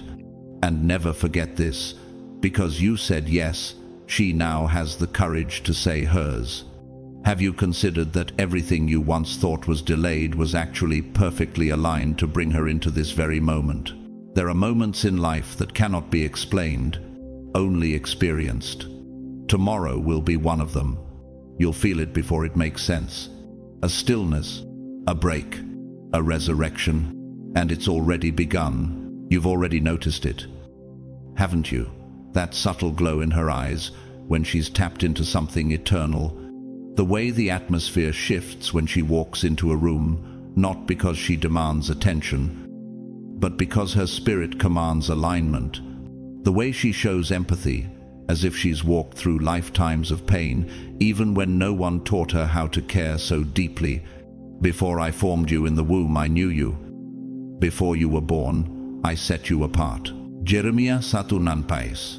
These aren't quirks of personality. These are spiritual clues. Breadcrumbs, heaven left behind, to point you toward a revelation that's been long underway. What's coming tomorrow isn't just a single breakthrough. It's the beginning of a divine unraveling. What is being unraveled? Everything that tried to bury her. Every label that never belonged. Every mask she wore to survive. Every performance she learned just to be accepted. Every lie whispered in the dark corners of her mind, telling her she was too much or not enough.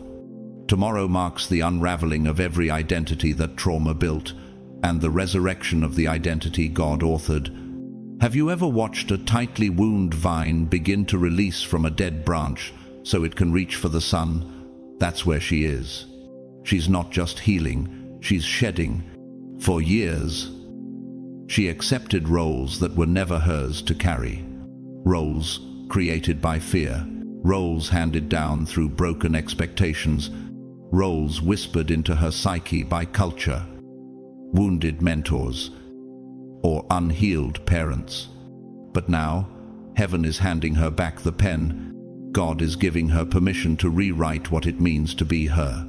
She's being reminded, not by books or trends, but by something awakening from the inside out, that she is more than what happened to her, more than what people assumed, more than the version of herself she created just to be safe. Do not conform to the pattern of this world, but be transformed by the renewing of your mind. Romans 12:2. And you, chosen one, are not just watching this happen, you are woven into it. She is made not just of your DNA, but your prayers, your choices, your silent victories. Every time you stayed when it would have been easier to walk. Every time you humbled yourself behind closed doors. Every time you made the harder choice when no one was watching, you were making oxygen for her future. There is a version of your daughter she hasn't even met yet, but she's about to. The one who no longer waits for validation, because she's rooted in revelation. The one who stops asking for permission to shine. The one who knows her worth in such unshakable terms. She becomes unoffendable, unstoppable, unbreakable. And when she meets this version of herself, the world around her must shift. Systems that once constrained her will collapse.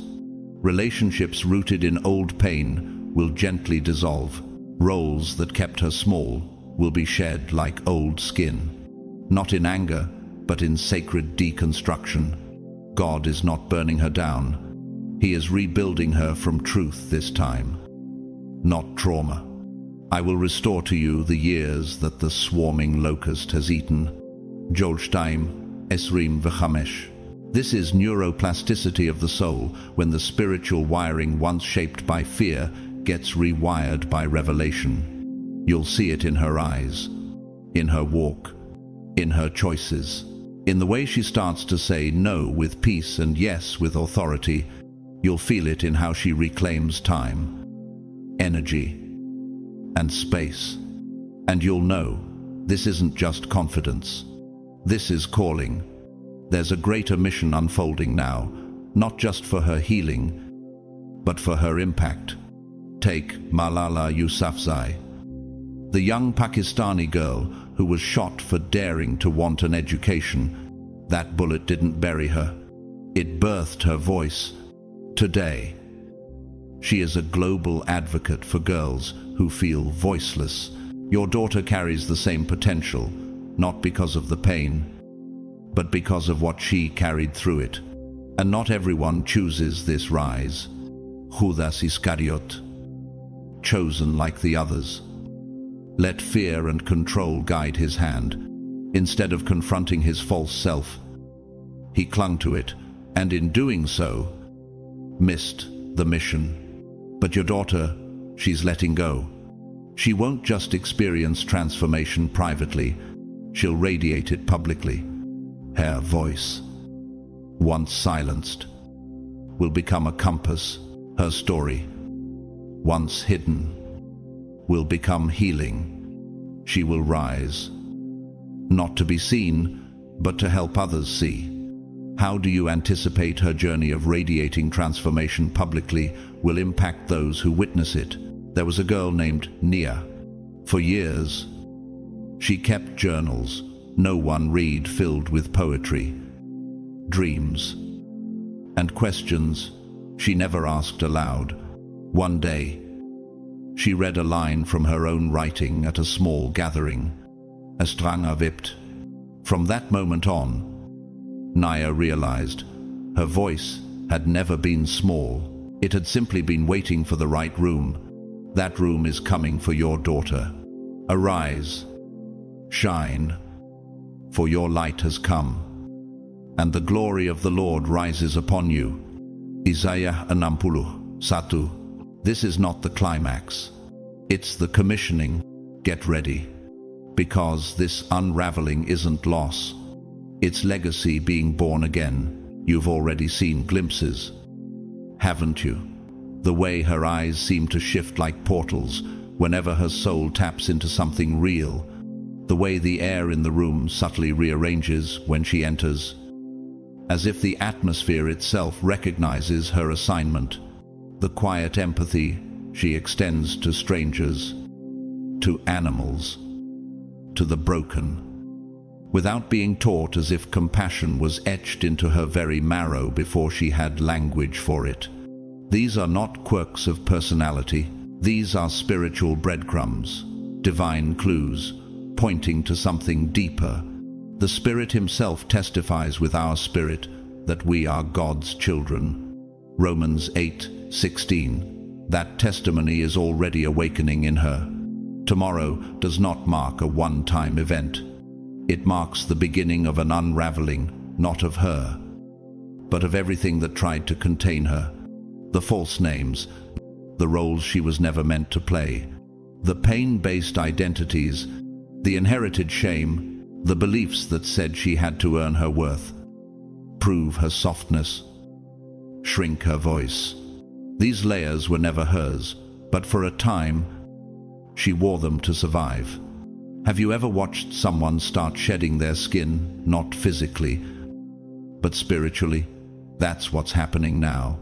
She's receiving divine permission to walk away from false selves, the ones shaped by trauma, fear, generational scripts, and society's demand to be acceptable.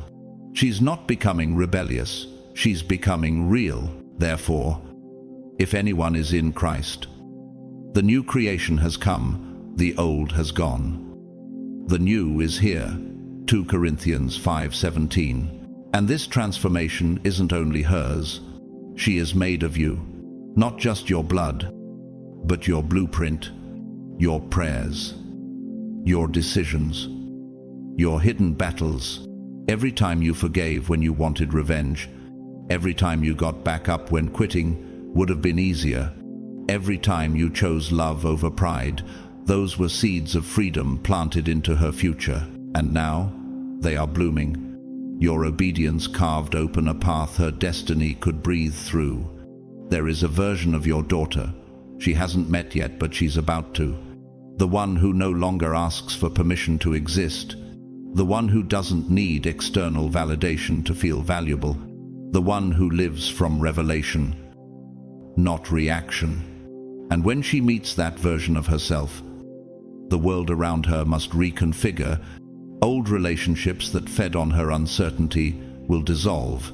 Old fears that held her hostage will begin to evaporate. Old definitions that boxed her in will disintegrate, not through destruction. But, divine construction. God is rebuilding her this time, not with trauma as the blueprint, but with truth as the cornerstone. You are built on the foundation of the apostles and prophets, with Christ Jesus himself as the chief cornerstone. Ephesians 2:20. This is why things may feel unstable right now. This is why emotions may feel raw, sacred, even contradictory, because truth rearranges. And when someone finally accepts who they've always been beneath the damage, the shaking is inevitable. But don't be alarmed.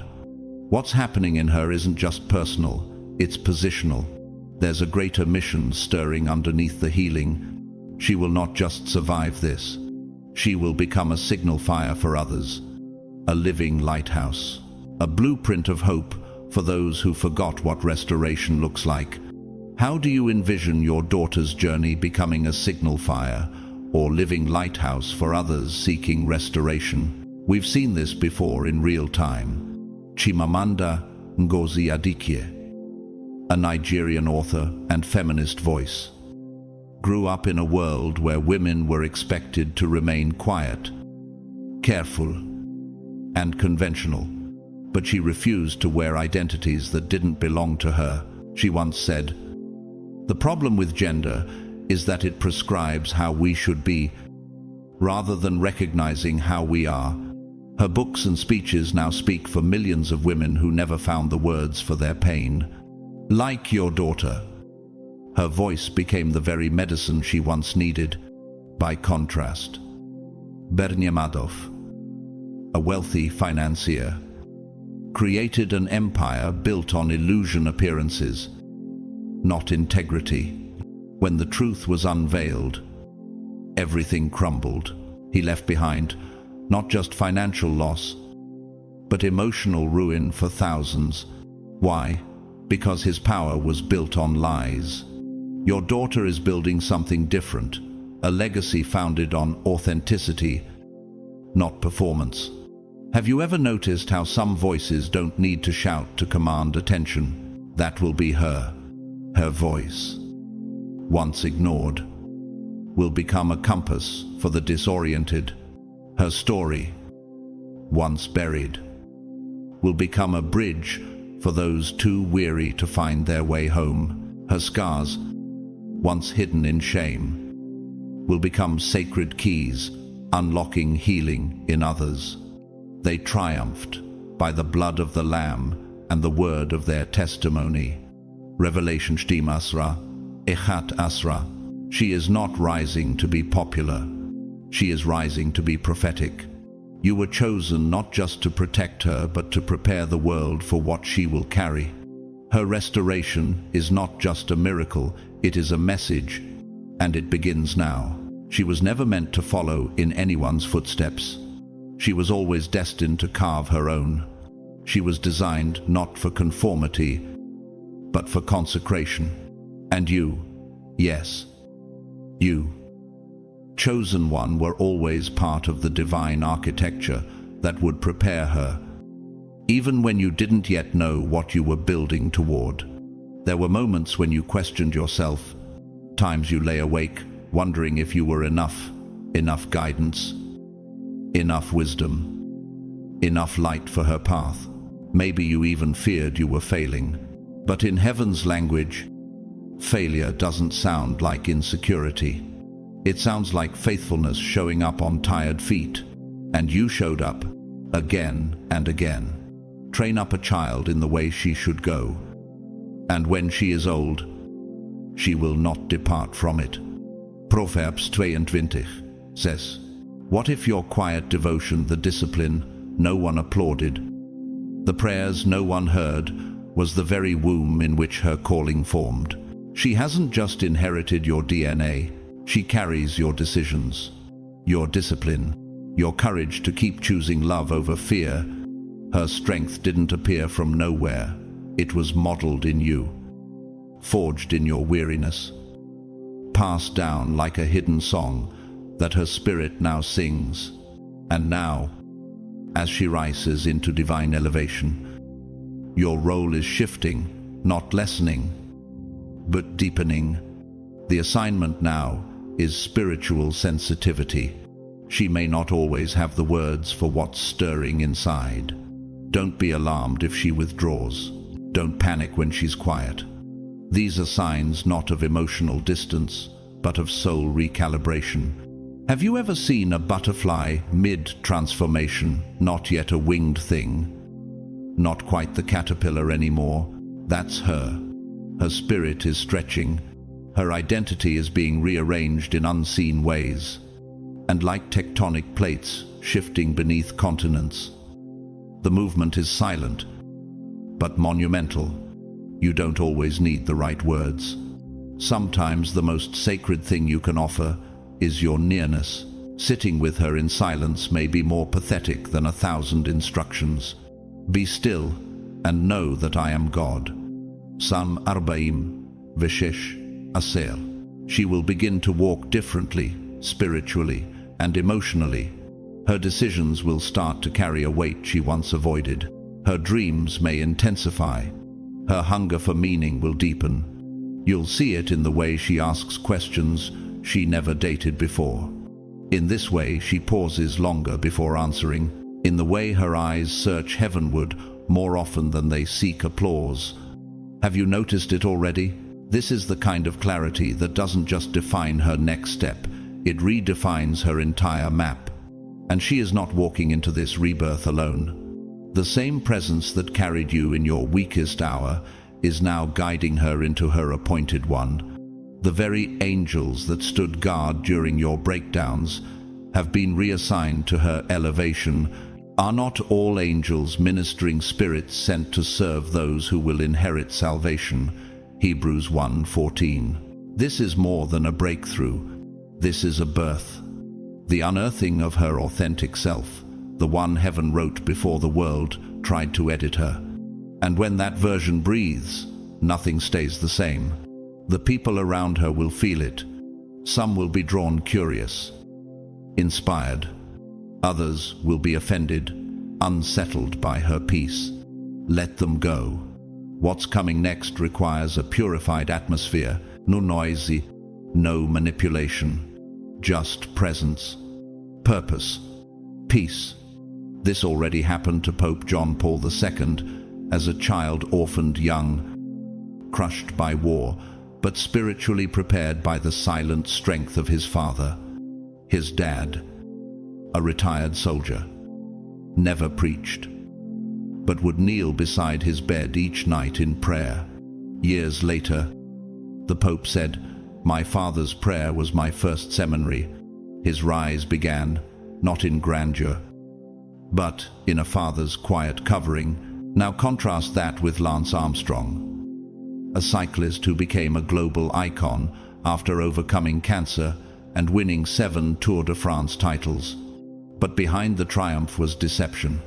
His empire was built on performance-enhancing lies.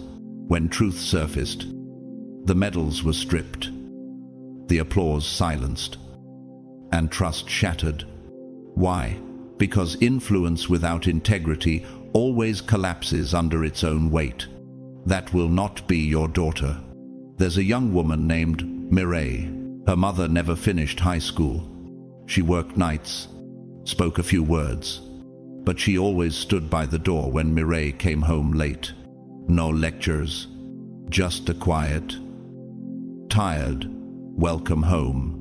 Years later, when Mireille became a therapist, she said, "My mother's presence was my theology. I believed in God because she never left." Then, chosen one. That's what you've given.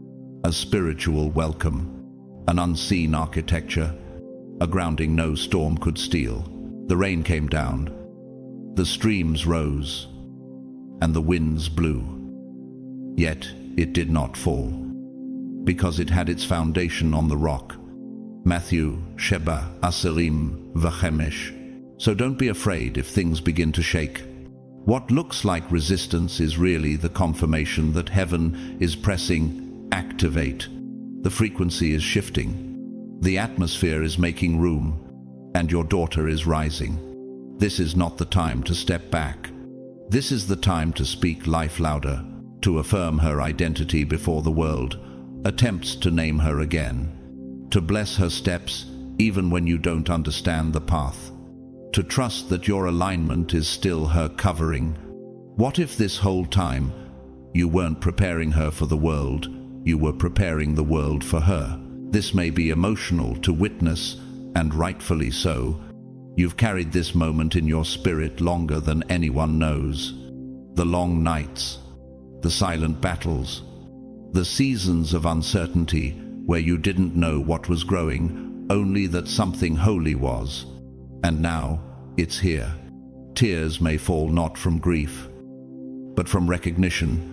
This is what it feels like when prophecy becomes visible, when the prayers you whispered alone begin to echo through reality, when the weight you carried in secret now manifests as visible glory. Let yourself feel it. Don't rush past it. She is not disappearing. She is emerging. The truest version of her, the one you always sensed beneath the struggle, is rising. The version that no longer performs to be accepted. The one who no longer shrinks to be safe. The one who is breathing fully, freely, fiercely for the first time. And as she rises, something in you will rise too. The resurrection of her voice is also the renewal of your own spirit. You will feel strength in your bones again. You will feel joy crack open in places long numb. You will see her standing in clarity and realize you've been walking toward this moment all along. Those who sow with tears will reap with songs of joy. Psalma Asrim Veshesh, Chamesh. This is not just a personal breakthrough. This is a legacy bursting into form. This is heaven's answer to the years no one applauded, but God remembered. This is the promise made visible. Have you ever wondered what it feels like when heaven keeps a promise in public after years of private testing? Have you ever watched someone begin to breathe like they've been holding their breath for years? That's what this is. The entire cosmos is shifting to acknowledge what's been born from your obedience. And yet, it might come quietly. No fireworks, no ceremony. Just the subtle holiness of knowing that she is no longer surviving. She is truly living. Hope deferred makes the heart sick, but a longing fulfilled is a tree of life. Proverbs 13:12. She won't need to ask who she is anymore. She'll know, and you will feel deep in your spirit that every detour, every delay, every tear you cried, every time you doubted your own capacity was never wasted. In fact, all of it was carving the exact pathway she is now stepping into. Her rising is not only hers, it is yours too. You will feel new energy flood into the dry places of your soul, a lifting of old grief, a joy you had forgotten was possible. This isn't just a personal victory, it's a spiritual inheritance being unsealed. See, I am doing a new thing. Now it springs up. Do you not perceive it? Isaiah 43:19. The world may still spin as usual, but you'll know something cosmic has shifted. Your daughter, who once questioned her worth, is now walking in authority. The kind that doesn't shout, it settles into rooms and changes the atmosphere. The kind that doesn't demand attention, it quietly commands it. Her light will not burn to be seen. It will burn because it was always meant to guide. There's a father named Elias. He spent 18 years raising his daughter alone. He never remarried, never chased success, just worked nights and left handwritten letters every birthday about who she was becoming, even when she couldn't see it. On her 21st birthday, she opened the box and wept. He believed in the version of me I hadn't met yet. She said, "That's what you've done. You saw her before she saw herself. And now, you're watching her become what you always knew was waiting." By contrast, Earl Woods, father of Tiger Woods, built his son into a champion. Yes, but at the cost of rest, wholeness, and quiet joy. Tiger won trophies, but carried torment. Why? Because greatness without healing isn't legacy, it's performance. Your daughter's strength will not come from pressure. It will come from presence, from peace, from you. So let the emotions come. Let the tears cleanse what your body's been holding. Let the gravity of this moment break you open. Because this is not loss. This is fulfillment. Not the end, but a threshold into something holy. You are not losing your daughter. You are gaining the version of her that heaven always knew. And I will restore to you the years the locusts have eaten. Joel Shtaim, Asrim V'chamesh. And when it happens, remember this, because you said yes when it was costly. She now knows how to say yes when it's sacred. You gave her room to bloom. Now the world will be changed by her fruit. But can you see what heaven is trusting you with now? Not just her safety, but her sacred release. There are moments in life that cannot be explained, only experienced. Tomorrow will be one of them. And you'll feel it before you understand it. A stillness, a break, a resurrection. And it's already begun. Chosen one. Something is happening that words may struggle to hold, but your spirit already feels it. As this sacred chapter unfolds, your perception of the past may begin to shift in ways you never thought possible. Suddenly, moments that once felt meaningless or even painful begin to shimmer with a different kind of light. Like the way sun rays break through fog after years of spiritual weather, clarity arrives, not with noise, but with radiance. Have you ever looked back on something and realized it was never random, just divinely timed? The dots are beginning to connect. The fragments are forming a pattern. And what once looked like detours are now being revealed as divine designs, not just for your daughter, but for you. Because this isn't only her transformation, it's a generational evolution. And you are intricately woven into the revelation. This is not just about her becoming, it's about both of you being redefined by purpose. You may begin to remember moments, arguments, silences. The times you sat across from her at the dinner table, wondering how to bridge the gap. What if those weren't signs of disconnect, but sacred tension? What if they were the stretching required between two powerful spirits born into the same story, but carrying different assignments? My thoughts are not your thoughts. Neither are your ways my ways, declares the Lord. Isaiah 5:5. You were never meant to understand it all at once. Some seeds must stay buried in the dark to root deeply before blooming. Some breakthroughs cannot be rushed. They require a precise climate, the alignment of time, obedience, and surrender. And now, that climate has arrived. Your daughter's spirit is blooming not gradually, but as if a hidden garden had just been kissed by sunlight for the first time. She is beginning to see herself not through the lens of shame, but through the eyes of heaven. And when someone finally perceives themselves as heaven does, they become unstoppable. Then you will know the truth, and the truth will set you free. John 8:32. Have you noticed how people have started reacting differently to her presence? Those who once dismissed her feel strangely drawn in. Rooms that once overlooked her suddenly shift when she walks in. Even opportunities that felt locked for years now open without effort.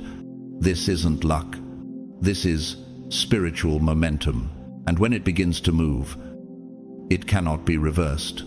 You may find yourself in awe, even overwhelmed, as you watch her step into the fullness you once hoped for in silence. But you may also feel an ache, a sweet sorrow that accompanies watching someone you love evolve into someone even you can't hold the same way anymore. That ache, it's holy. It's the tension between release and reverence.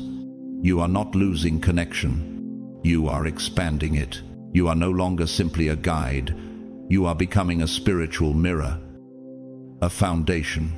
She may no longer need your instruction, but she will need your wisdom, and every time she rises, she will carry with her your resilience, your voice, and the echoes of every prayer you sowed into her bones. There's a woman named Annalise who once feared her daughter would never find her footing. For years, her child wandered, changing careers, struggling with anxiety, losing her voice in toxic relationships. But Annalise never stopped showing up. And one day, without prompting, her daughter walked into the room and said, "Mom, I finally know who I am, and I think your voice helped me remember." This is that kind of moment. But not every story follows that path. Aldous Huxley, a brilliant intellectual and author of Brave New World, once chased utopia through human control and the rejection of spiritual order.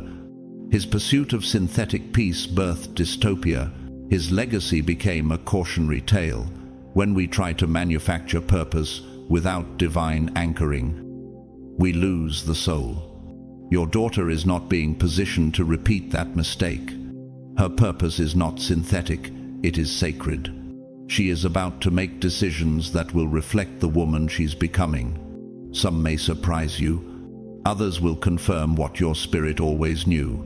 But you must stay open. Divine timing rarely sends explanations ahead of obedience. Sometimes we only understand in hindsight. Have you been trying to make sense of a process heaven only meant for you to carry, not control? You are not here to micromanage her future. You are here to speak life into it, to remind her of who she is when the world attempts to name her something else. You are the mirror when the lies come. You are the root when her wings begin to stretch. And now, a new inheritance is being activated, through her a spiritual mantle.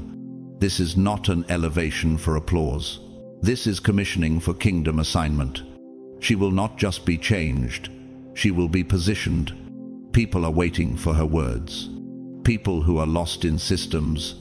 People whose wounds match her scars. The Spirit of the Lord is on me, because He has anointed me to proclaim good news to the poor, to bind up the brokenhearted. Luke 4:18. Have you ever thought that your daughter's story might be the answer to someone else's silent prayer? Her voice will be like water in drought. Her presence, a compass in fog. Her story, a revival for those who forgot they could rise. The old season of confusion is ending, not with noise, but with clarity, not with chaos, but with conviction. And you, chosen one, are not watching from a distance.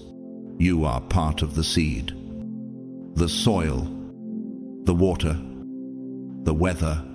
This is your harvest too.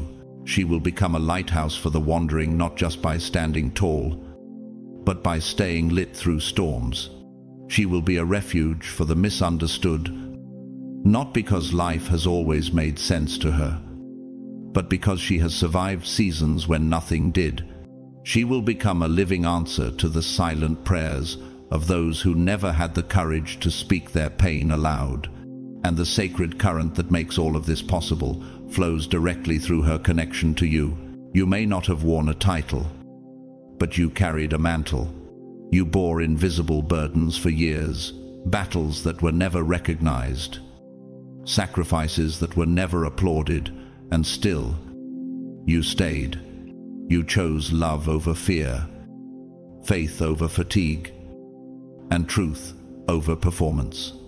You broke generational ceilings in secret, just so she could rise in the open. Have you ever realized that you were building a legacy even when you felt like you were barely holding on? There were nights you wept into pillows, wondering if your efforts mattered.